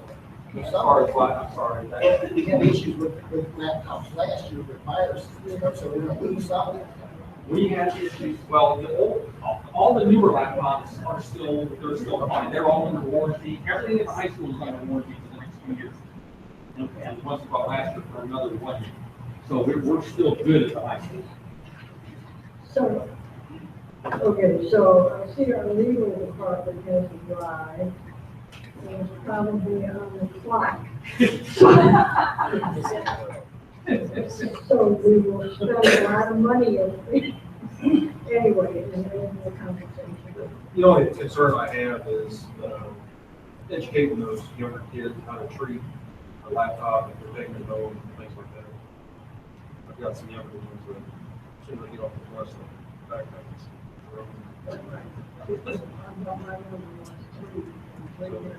That's my only concern, but I trust you guys will educate them. Are they gonna be going home? Yes, I do believe so. The kindergarten? One thing that some schools have done, and we actually attempted it at the high school level, was at the younger level, some schools, what they do is they do an egg test. And they bring in a bunch of hard-boiled eggs and they put it in a bag. And kids get, it's their, you can go 3 days without forgetting just in your backpack. That holds you to your laptop. So, but you will be surprised how the kids try to keep that thing to break, because they all want their laptop. But I mean, we don't have to go that far. I think for Christmas. most of the kids in this district are actually used to using a laptop. Due to the laptop labs that they use, and they've been on carts for years. So most of the kids are actually pretty good with laptops already. So to wrap this up, the one guaranteed way to turn teachers off to this idea is to put eggs in backpacks. So we will not be doing that. But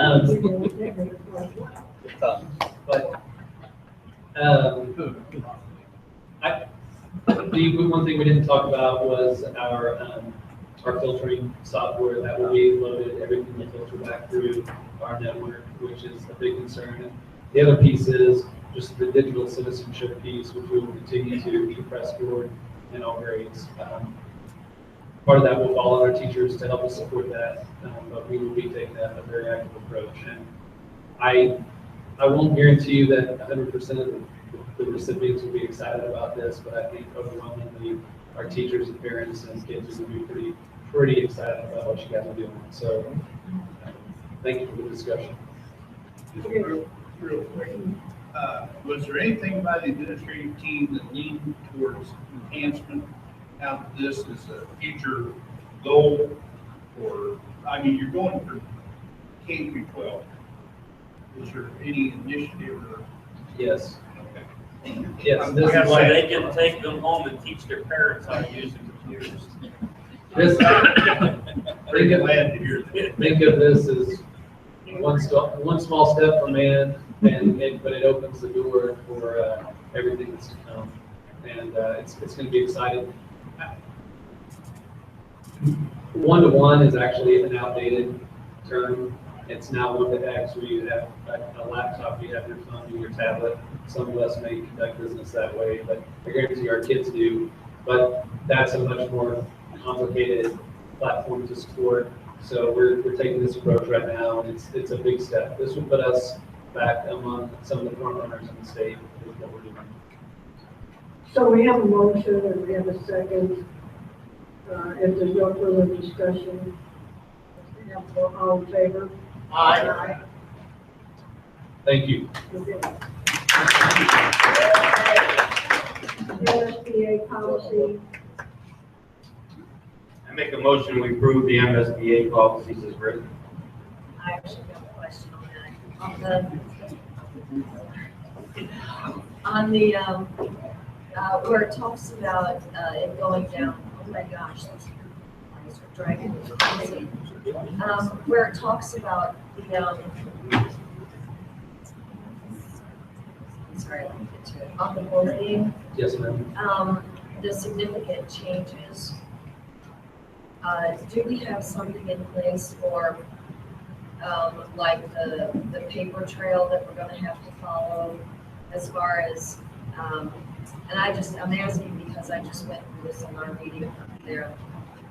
If you happen to see the bullying going on, or if it's reported to you, witnesses to it and all this paperwork that we have to fill out now as teachers.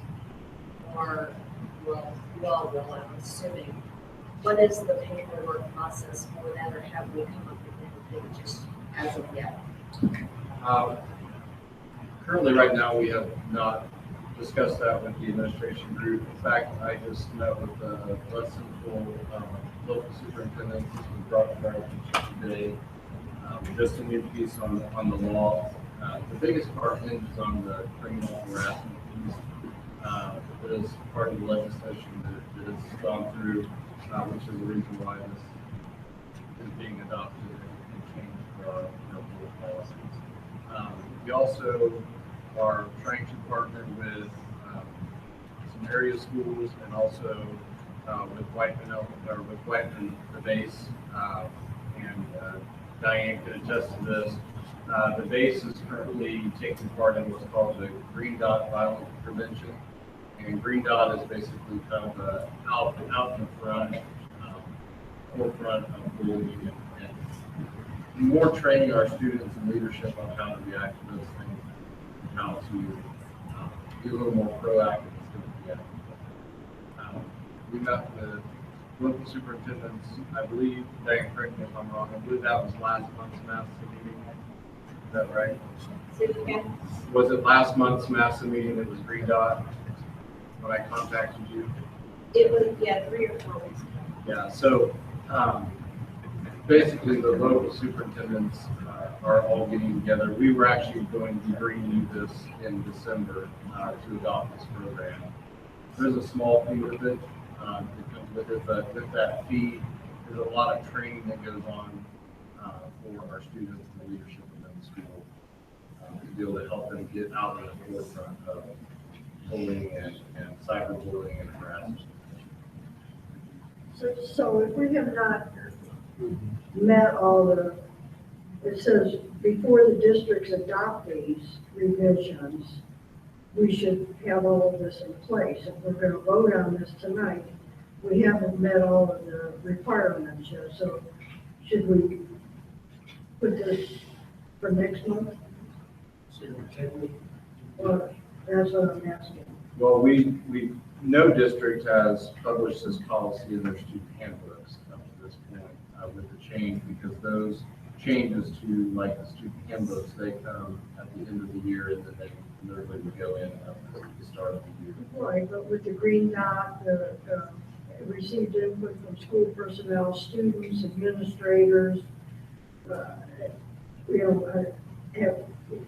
from the sounds of it, we're not prepared the board's not prepared to vote on this yet because we haven't met all the. So given that feedback, why don't we table this for a second reading, and we can put that back on the agenda for third reading and vote in December or January.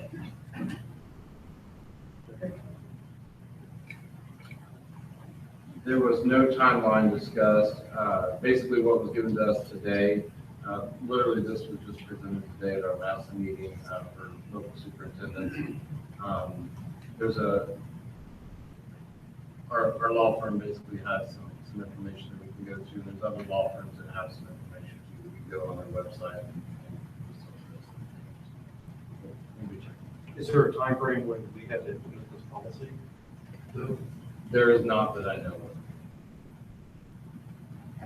Up in my school, they just went to a training a couple of weeks ago, so they knew it was coming, so there's more paperwork involved for teachers. Well, the only thing off the initial one that was dropped off was the hazing. Off of JFCF. Right. That's all that was dropped off. And so nothing has really changed on JFCF other than they dropped off hazing. Right, and the piece that they're taking the closest look at is they're calling it criminal harassment. Is the big key piece that right now is kind of up in the air of how we handle that. Now on that same issue is let's say the football team gets together and beats up a kid because he goes catch a football. Okay. Or during summer camp or whatever, what are we doing about the hazing issue? Or does that still fall in? Would that then be considered bullying? It would, or it could. Or we just fall change into- the name of it? It basically almost changes the name to harassment instead of that. Right, so really, there's been no change to that initial, other than they dropped off the hazing. It should have been some reporting and, procedures already in place. So nothing has changed. The changes are there in the. Well, I can't believe that it was not. Well, there is, this is part of our mandated training at the beginning of every year, that they go through extensive training regarding bullying and harassment. Yeah, 'cause I mean, this isn't a new issue. I mean, Correct. all they did was change some words. It's just an updated issue, and just the way some of these are being processed are changing, and what we call hazing or bullying or the way those are being treated is very different, and because of that, we need to handle it differently from the start, especially with reporting, how we report, how we identify, and make sure that we're going above and beyond to not only protect our students, but protect the district as well. See, and that's what my thinking is. I understand what you're saying, Mary Ann, but my thinking is the sooner we get it in place, the sooner they can take action on this policy. But you want to do it right too. I mean, because there is that criminal piece that's. Yeah, but most of that should have already been in place. Yeah. What am I'm missing something here that I'm not understanding. She said that there's no policies in place, but there are policies. No, this exact policy is in place. This is just a rewording of this policy and a change to this policy. Right. But it's the same policy. But nothing has changed other than they dropped hazing and left bullying. But the procedures, what would be different on the procedures other than possibly reporting, which I would think that you would just pick up along the way? I mean, this isn't something new. Right, the criminal harassment piece is the biggest one. The new definition is engaging in an act to cause emotional distress. And so the biggest hangup that we have now is defining that definition and how that is conveyed out to administration and how that's implemented in there. And if it comes down to criminal harassment now, it's reported as a safe schools violation. Also turned over to law enforcement. So there's multiple steps now that are added because of this. Plus the time frame too. And you got 10 days to complete it, right? Is that right? I think Yeah, it's 10, like the super, what's the super? No, I think it's 10 days complete is what it is. But I don't see a reason to rescind my motion because it needs to be in place. And the state is providing additional training, correct? Because this is a state mandate, not just MSBA, but didn't the state mandate that bullying had to be in place this year? Wasn't that a state legislative action?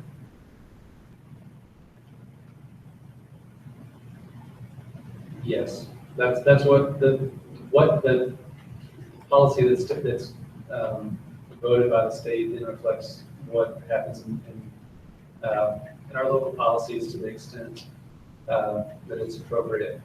The other tie here is this: we are for about the last year or so, maybe more, we've been careful if we get a report of bullying or hazing, we treat that as in some cases, if it meets the threshold, we treat that as an AC investigation, which is in a different policy. Right. So it's going to be a similar, the emphasis is, we can't just say this kid got hit with a football, on the playground, and then, we just don't let things go, and we look at them very seriously and make sure that we act and respond appropriately.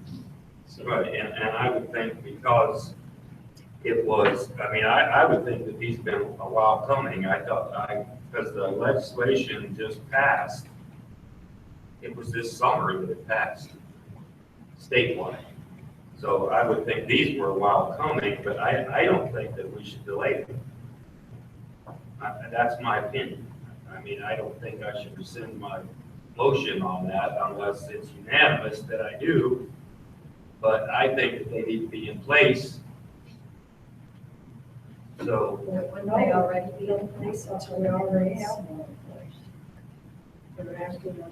no, but you're not meeting So the we have a state motion on the floor. We legislation. have a motion on the floor. Does anybody want to second? I second the motion. All in favor? Aye. Opposed? So we have 2 ayes and 4 that want to let it go until December, January. Okay. that makes 6. 2 ayes, 1, 2, 3, 4, 5. All right. Classified pay schedule. So we will get some more information on that, and this was a second reading tonight. We can definitely take that to a third reading next month, and hopefully, if you have any questions or follow-up, please let us know. You know, the only thing I would recommend is if there are any instances that you follow the rules. Because if you don't, then we may not be in compliance with the state rules. Thank you. Classified pay schedule. Recommendations for the 2016-2017 classified salary schedule were made by the superintendent in June 2016 and were unanimously approved by the Board of Education at that time. Following that vote, new discussion emerged regarding further revisions to address any categories of pay which are not competitive and/or any that place the district at risk regarding retention and recruitment of high-quality staff. Currently, I have identified the following areas in which the district is in need of improvement regarding competitive salaries. All technology department positions need to be evaluated and adjusted, as well as lead mechanic, facilities director, board secretary, all administrative positions, and all teachers with advanced degrees. In order to move forward, I need clear directive and clear expectations from the board regarding how the board wishes to address these areas. This directive should include what our goals are regarding all areas of employee compensation. This input is requested in advance of next year so that it may be used to guide in the collective bargaining process and in the development of the 2016 salary schedules. This is placed on the agenda as an action item with the recommended action of the motion to take no action on further adjustments to the 2016-2017 classified pay schedule. So I think, I want to say, if it was back in the summer, that we had talked about different ways of, so we weren't having to come every year and figure out what percentage that we were going to be giving people. Everybody was on like a, dare I say, step, I guess, pay schedule. And I know our discussions about that seem to be on the positive side, that was a place that we wanted to get to so that people knew what they were going to make the following year outside of whatever percentage or whatever came with that. So, I mean, for myself, I would like to see something like that. So every year we're not sitting here haggling over who should get paid what and things like that, because I do believe if the community knew that we were losing teachers and staff due to pay, I believe that they would, and they're good people, I do believe they would back us on the pay schedule. I think that we, in order to keep these people, I think we do need to keep that in mind, that, you know, we are trying to keep the qualified people here for our kids. But I would like to see a schedule so that there's no guessing and, you know, going back and forth on who should get what because they have this and things like that. And so I don't know what everybody else thinks, but that's what I think. If this is the way we're going forward, and I honestly, wherever you guys recommend, I don't necessarily care anyway. But the next time salaries are presented, I would like to see a comprehensive, everybody all together and the impact to the district budget, all that. And I'd also like to see that each of these different class of positions be evaluated on their own merit. I don't think everything should be tied back to a teacher base salary or anything like that. It needs to be a pay scale for that class of positions and evaluated among its peers. Whether you have that, and I think we need competitive salaries, whether it is based on DESE reportable salaries or however you can get that for this type of work in public schools. So that's what I'd like to see to make sure we are competitive for those type of people in this environment that we have around here. I don't think we should compare it to other states or anything like that, but where these people live and work, have some type of comparison to base our decision. And it to be a package with every employee being looked at. Whether you change that employee or not, that employee will be in that package for the single approval. So are you talking about people or positions? The pay scales, everybody will be addressed in that one motion. Oh, I see what you're talking about. Okay, I see what you're saying. Every position, every person that falls into that be addressed, and we know the impact to the bottom line of the budget at that time. That's how we approached collective bargaining conversations last year. It worked out pretty well. As far as one motion, I would not. We would have our classified employees, and they would fall on a schedule, and then we would have which we have now. We have our certified and teachers. What we don't have on a schedule is our administration and our directors. And what I want, two pieces. First of all, before we ever put anybody on a schedule, we have to make sure that they fall in an appropriate place when they land on that schedule. Because if they don't, that's where we're at right now. There were some people, and we talked, I don't need to rehash this, you guys have heard this, but there are two things that are critical. Number one, there have to be adjustments made to make sure that they land from the start on the right place on the schedule. And then the other part is there needs to be a fair and equitable factor when we talk about directors and we talk about administrators,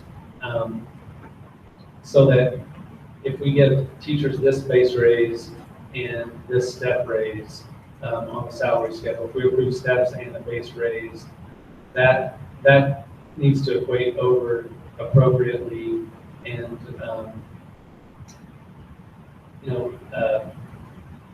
it needs to equate over in the right manner, because you're talking about a number of different factors there on how that works. So I know there's been conversations, well, let's just give a 1.7% base raise to everybody, and that just doesn't work very appropriately. So I can do that. I'm hearing you say not to tie it necessarily to the teacher's salary, or that would be your preference. Well, I don't think a custodian's pay should be tied to a teacher's salary. Right. Because the competition in this area could drive the teachers or custodian or whatever that position is. I don't think they're related. They're not, and that's a kind of a convenience and equity, so that one mode, what I put out that maybe I think you're referring to is one way of trying to get a one motion applied equitably, but you're correct, there's absolutely no correlation between that. So what that would mean is then we would have to have a separate administrator director salary schedule with its own factors. Well, part of the problem I have with this, you have all the technology department. You have just the lead mechanic, which I'm assuming is one person. You have one facility director, you have one board secretary, and you have all administrative positions. Well, you know, you have all of the technology department, but what about all of the custodians? What about all of the, I mean, we're leaving, I think there's some inequities here. You know, we're giving raises because you have a college degree. Well, how come the custodian who has a college degree is not getting a raise? How about the person that's, you know, underneath a facility director? Where does he fall into this? We're segregating groups out here. I don't know. So that line, what I said here is I've identified the following areas in which I believe the district is in need of improvement regarding competitive salaries. And one group that was left out there, you know, if you mentioned, was all teachers with advanced degrees. That was one of the big discussions of collective bargaining is, you know, increasing what we're doing on our bachelor's columns. But after we looked at the data and hashed that out, and then if you look at the comparative data, we're great. We're very strong in the bachelor's columns, but our areas where we're losing people and where we're lacking kids anything in the master's and beyond. We've looked at the information with our administration. So again, part of that is because, I mean, if we're truly going to try to be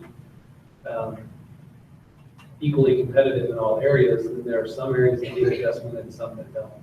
So you're saying the custodians are being paid fairly, and the technology department is not being paid. All of the technology department is not being paid fairly. Is that what I understand of this?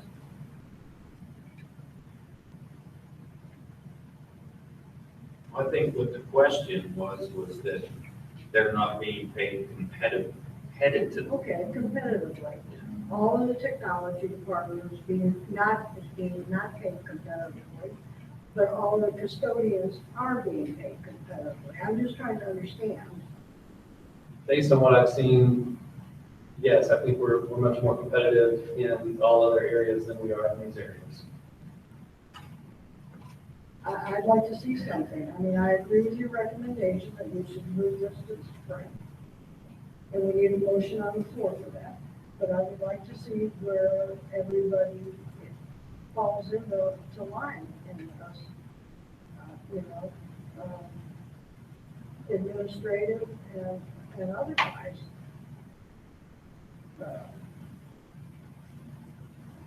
We discussed several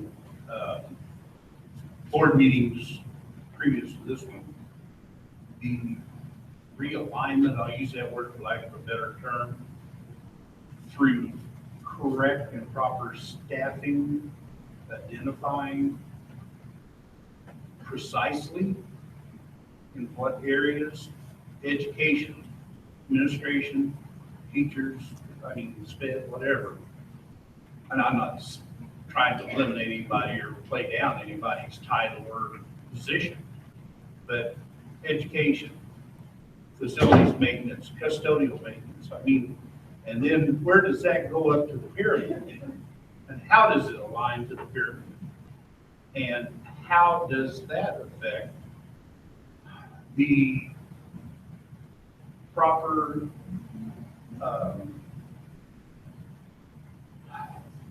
position description, would be a good identifier as to is this a non-supported position? Do they freely think for themselves and act on their own initiative 24 hours a day, 7 days a week? Okay, that person would be paid appropriately. A person that comes in and works 2 hours part-time and has to be fully attended to would be paid appropriately. So that's what I'm saying in realignment, staffing, and position description. Now, I feel that we need to have those for every darn position in the district. If you're gonna align everything proper pay scale. See, and what you're saying, I think, is the big issue is if the person does come in 2 hours a day or part-time or whatever, but they have a degree, then we move them up to a different position. They're paid exorbitantly for 2 hours a day. How do you write the staffing? And that's what doesn't play. How does the etiquette play out from top to bottom? And how does the position description suggest that that person is an appropriate supervisor, a non-supervised position?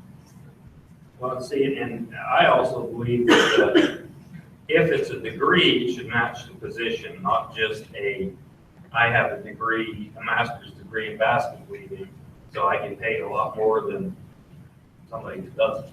If you have a degree, it should match the position. I agree. Contingency on that. Like with the teachers and so forth, because it's just gonna get completely out of hand if we keep this up. I mean, you know, because we're given, anybody who's got a degree, doesn't matter their position, or not their position, but what their degree was in, but we're saying, okay, you have a degree, but it doesn't match your position, but we're gonna pay you a step 18 or whatever, you know, because you have a degree, but not necessarily because you have a degree in your position. I agree. So Everyone should be paid appropriately. Do they mesh or do they not? Well, you know, when you talk about everybody should be paid appropriately, I think our pay scale should be based on the surrounding districts in this area. And that's appropriate. We can't pay people 25% more than any other school. You can't do that. Our pay should be based on an average of what other schools in this area make. Now, we don't have to compare ourselves to schools with 6,000 students or 4,500 students. It should be apples to apples. You know, the issue I have is us addressing this every time we turn around, when it should all be done at the same time of the year in alignment with all the other staff members that we vote for. I mean, this hodgepodge of this 2 months here, 2 months there, and I mean, this isn't working for me. I'm not happy with the way we're doing this. Well, that's why we need to give direction so that we're not doing this anymore. We should take action on this and spring tomorrow. I'd like to make a There's motion no then. action though to take. I mean, we need to still give them direction on getting us something so that we can take action on it in the spring. Is that right? Yes, ma'am. I would look at the overall. There's a couple of things here. The motion that I recommended tonight is to dead end the discussion as it applies to the 16-17 salary schedule, which has been an ongoing conversation. However, if I don't have clear direction on what's expected, how we want to define competitiveness, because what I did with the teachers and administrators is I looked at people that I felt like were comparable districts, our conference, Warrensburg and Sedalia, because we compete with them. But I need to understand clearly how the board wants to define highly competitive and who would be included in that, because that's going to be the basis that I have to start with.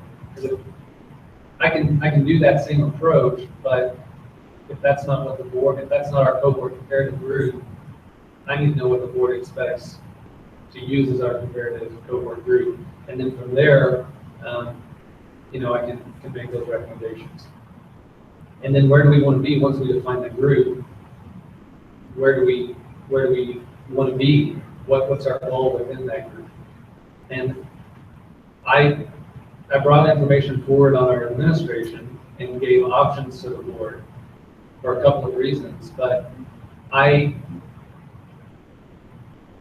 part of my job is to spend the district's money through recommendation and to conserve the district's money where we can.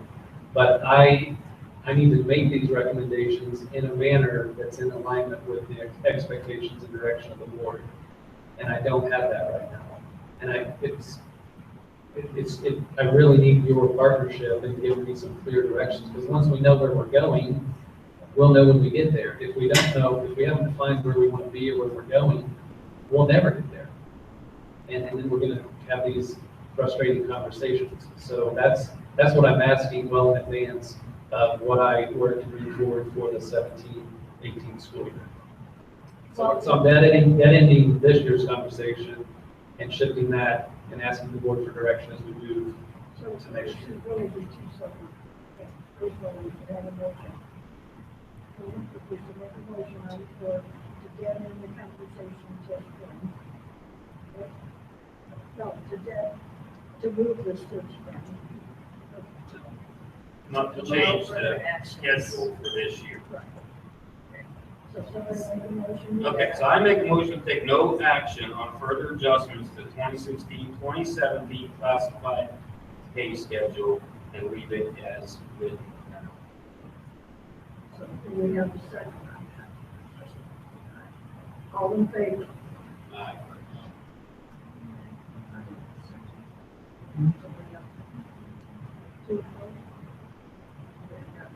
Let's do a roll call so we know where we're at. Aye. Aye.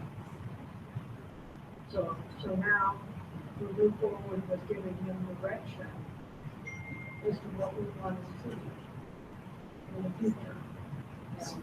And I don't think that that's something that we can get to tonight, but what I'd like to do is ask the board to reflect on that. Specifically, I've used that, I guess it was a 10 or 12 district cohort, I believe it was. And that's, again, picked out because it's our conference and who we appear to be losing our employees to.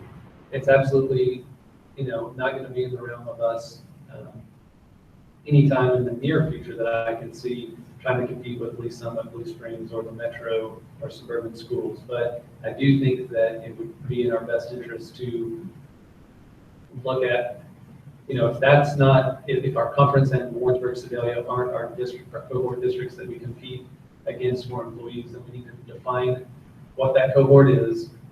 And then we also need to say, okay, once that's defined, where do we want to be? What's our goal? And, if our goal is to be in the upper third in all areas, by the way, remember our teachers are high in all bachelor's columns. We have work to do in the advanced degree columns, but we've got to set our goal and then move toward it. I would like to see our folks in question and, on average, fall in line with the other districts in the surrounding area. So if they're not there, then we need to probably get them Would one way of being, and I have absolutely no idea, of looking at the competitive salaries, would that be, the way to start would be like looking at how many buses that the person takes care of, or how many facilities, or how many computers and things like that? I mean, I don't know. I don't even know where you would start. I think we have to start at what they're getting paid for doing the comparable job in those districts, and that's going to depend. I mean, different based on the size of the district, but to an extent, some of those responsibilities are going to be the same no matter the quantity scale, because that's going to be the larger the quantity, that's going to be distributed out over multiple people.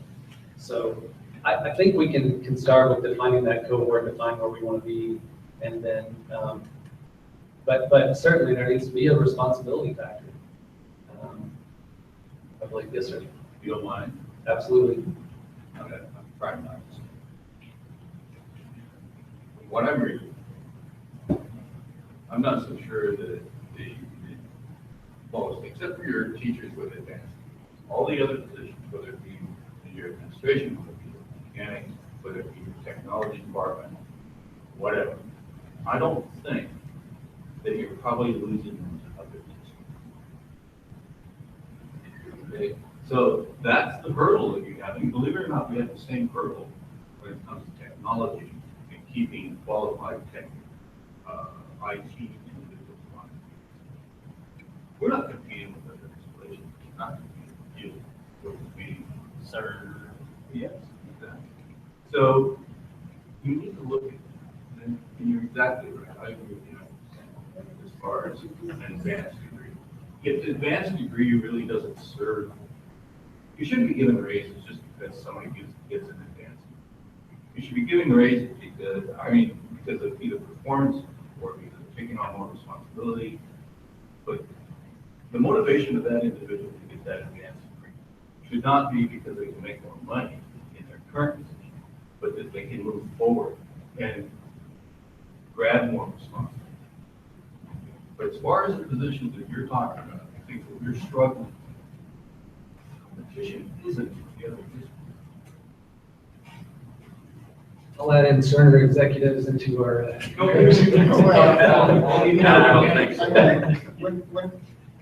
I look at what these folks make, and I have to think about everything that some of these individuals can do. Not only do they take care of what Kelly said, how many computers does this person take care of? But what else can this person do? Can this person install, a video surveillance system district-wide? Can this person take care of all this other equipment, as far as maintenance goes, facilities-wide? You have to look at that. I mean, I'm not gonna say, well, they only take care of 120 computers of a district nearby, and this guy makes this much money. The issue I have is how much person that we have in district should be making comparable to other districts. I agree, and I think I joked with Mr. Nugent's input that he's right. There are other competitors, and we have to be really careful. We talked about that earlier this year about losing some of our people in the base. But I think the most traditional comparisons would be made to other districts. They're not our only competitors, but they are our competitors. I want to have consistency too with how we're treating we're treating our teachers and how we're making those comparisons with others as well. But you're right. Especially our best and brightest, we're losing to some other non-education competitors. And then back to kind of what you guys are saying, definitely scope of work should play a factor, because there may be a lot of districts our size or like our size that may have 1,000 devices or 1,200 devices instead of 4,000 or whatever we're running. And we'll look at that. The good news is we're starting from nearly scratch, so we can build it up from the floor. So we can do it the way we intend. And the fact that the board's talking about this, even though it's a little bit uncomfortable in some cases, it's good, important, very, very, very critical work that you're doing that hasn't been done to this point. So I appreciate that. Feel free to provide input. If not, I'll move more towards a recommendation on our cohort, and then open it up to the board on whether or not they agree with that, and then where we want to be within that cohort. Did you send an email with the stuff that you want us to consider providing feedback? Yes. When do you plan on starting? When is the goal to get an approved salary schedule next year? Probably teachers will happen in April or May, where that is going to be contingent. It's contingent at this point. We're including benefits in the discussion in collective bargaining, and that is going to be a big factor, like it was this year, and where we place our increased compensation, if any. And that's going to be, if we will not get those numbers until, I think we're going to get those like March 15th, I believe, and that's where the real decisions will be made in our collective bargaining. And then those recommendations and rules will come after that. I'll be working along the way on keeping the board informed of what these aren't necessarily tied to collective bargaining, but we've got to be careful on what we do there and what we do anywhere else. Make sure we're relatively balanced on what we do. Administrators, their contracts will be renewed in February, but then we will make adjustments to pay following that because of our collective bargaining situation. But I want to put it out there, that this group of people that we're talking about, I want them to know that, you know, I have board members appreciate these folks, and I want to get this right in spring, do the best job we can.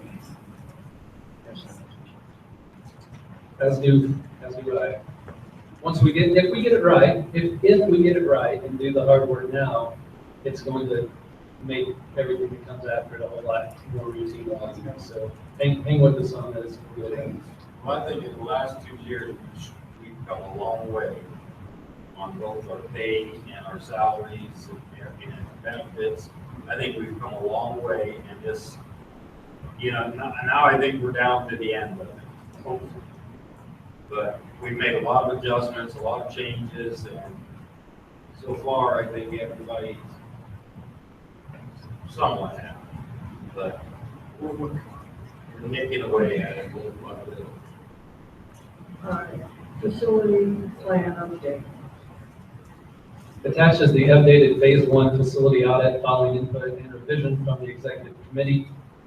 Moving forward, the process, I'm recommending that we realign that process and timeline to span over a longer period of time to ensure that the board has ample time to review and provide input at every step along the way, and to ensure that we have broad input and congruence from our community and our board and our administration.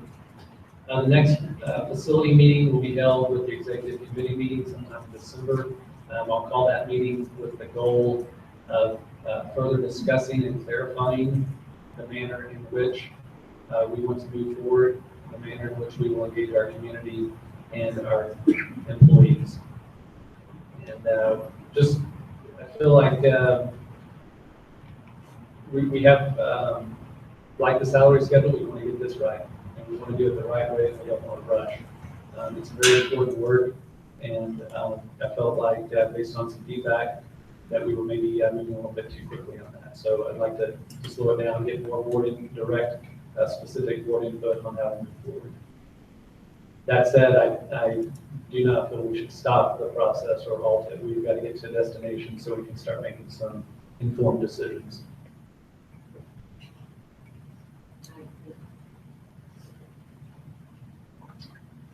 Food service program. Okay, attached, please find a guidance document provided by DESE regarding food service programming. This document will serve as guidance for the planning of both in-house options as well as the procurement of food service management company options. This document also provides a rubric by which all options should be evaluated. Information on this topic will continue to be gathered and presented to the Board of Education over the next several months as we plan for next year and beyond. This is an action item with the recommended action of a motion to prepare, procure, and evaluate both in-house and contracted food service options for the FY17 food service program in alignment with guidance provided by DESE. The one question I have on this is on the rating towards the beginning, it talks about the $5,000 cost for purchase of, let me find it real quick. State agency prior approval is required for all capital equipment items with the acquisition cost of $5,000 or more or less. The item is identified as state agency list. Where is that state agency approved list? Well, it is, I could not find it. If you look on the DESE page, on the food service page on DESE. On their actual site? No, I just went off of this document. Okay. And I couldn't find it in here, so. Are you familiar with what that means? Does that mean if we go buy a $5,000 refrigerator, we gotta ask them unless it's on the state approved list? What I'm Is that what thinking, that means?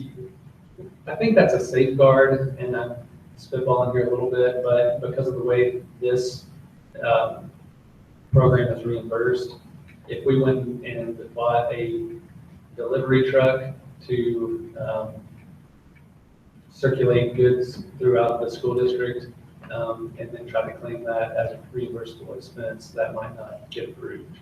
Okay. I think it's a safeguard. I can follow up on that, but. Yeah, I'll look on their site. I didn't even think about that. I was just looking on this document. I could not find anything that said what that means.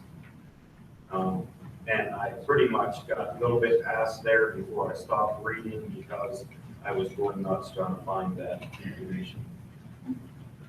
But I'll follow. I didn't even think about looking on their site.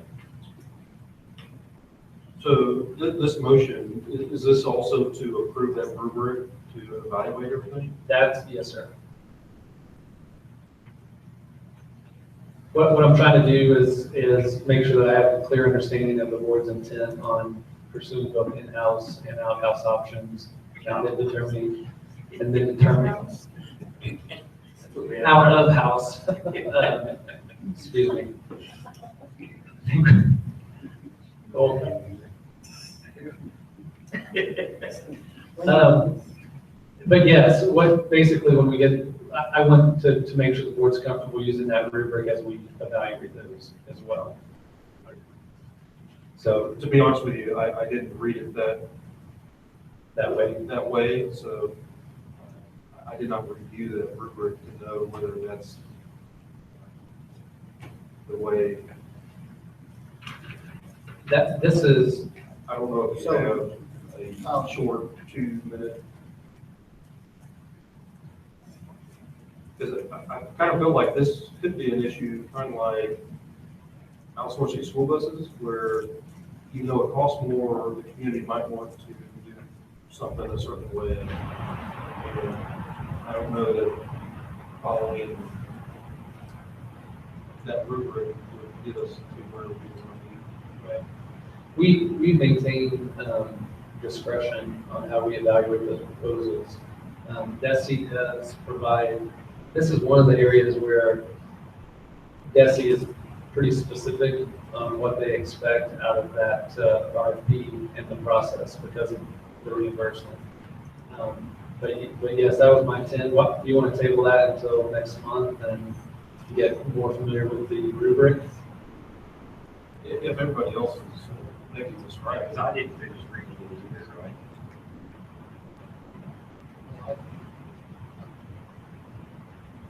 I guess I would like to see in-house and contracted be evaluated.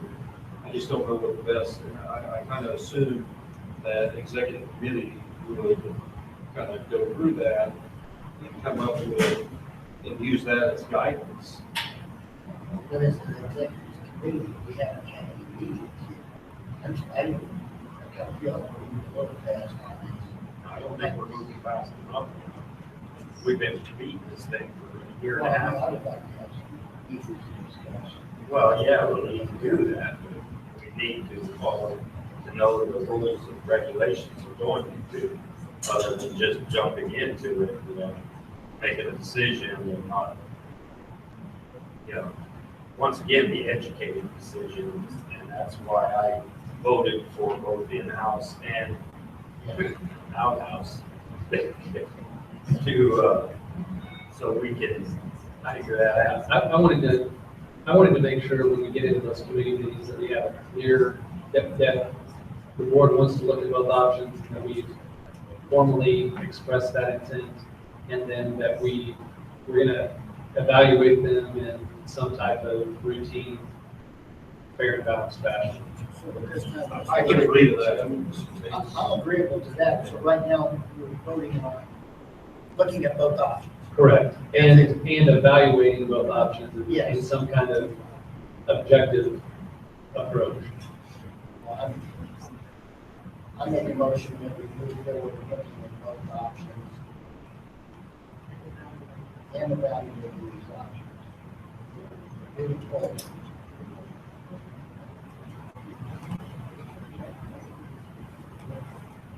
Okay. That's what I need at this point. If that motion passes, then I can go to the executive committee and start taking care of business. Does anybody second? No. I second. All in favor? Thank you. So I want to thank you for hanging in there. I know it was a long meeting, but we had a lot of things to discuss. We'll move into executive session after Kelly does her thing. At 10 minutes to us. I gotta throw in one comment here publicly. I was so encouraged by the early work of this board in February, March, April. You guys tackled some big issues, and I just don't want to underscore what you guys have done with taking huge leaps with our technology program. I really appreciate what you guys are doing, making some big positive decisions for our kids. So thank you.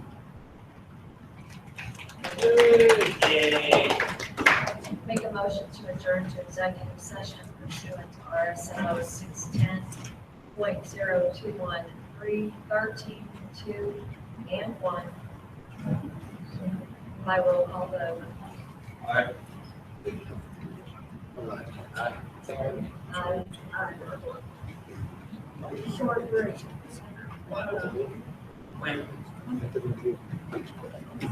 Thank you, Katie. Big Clint.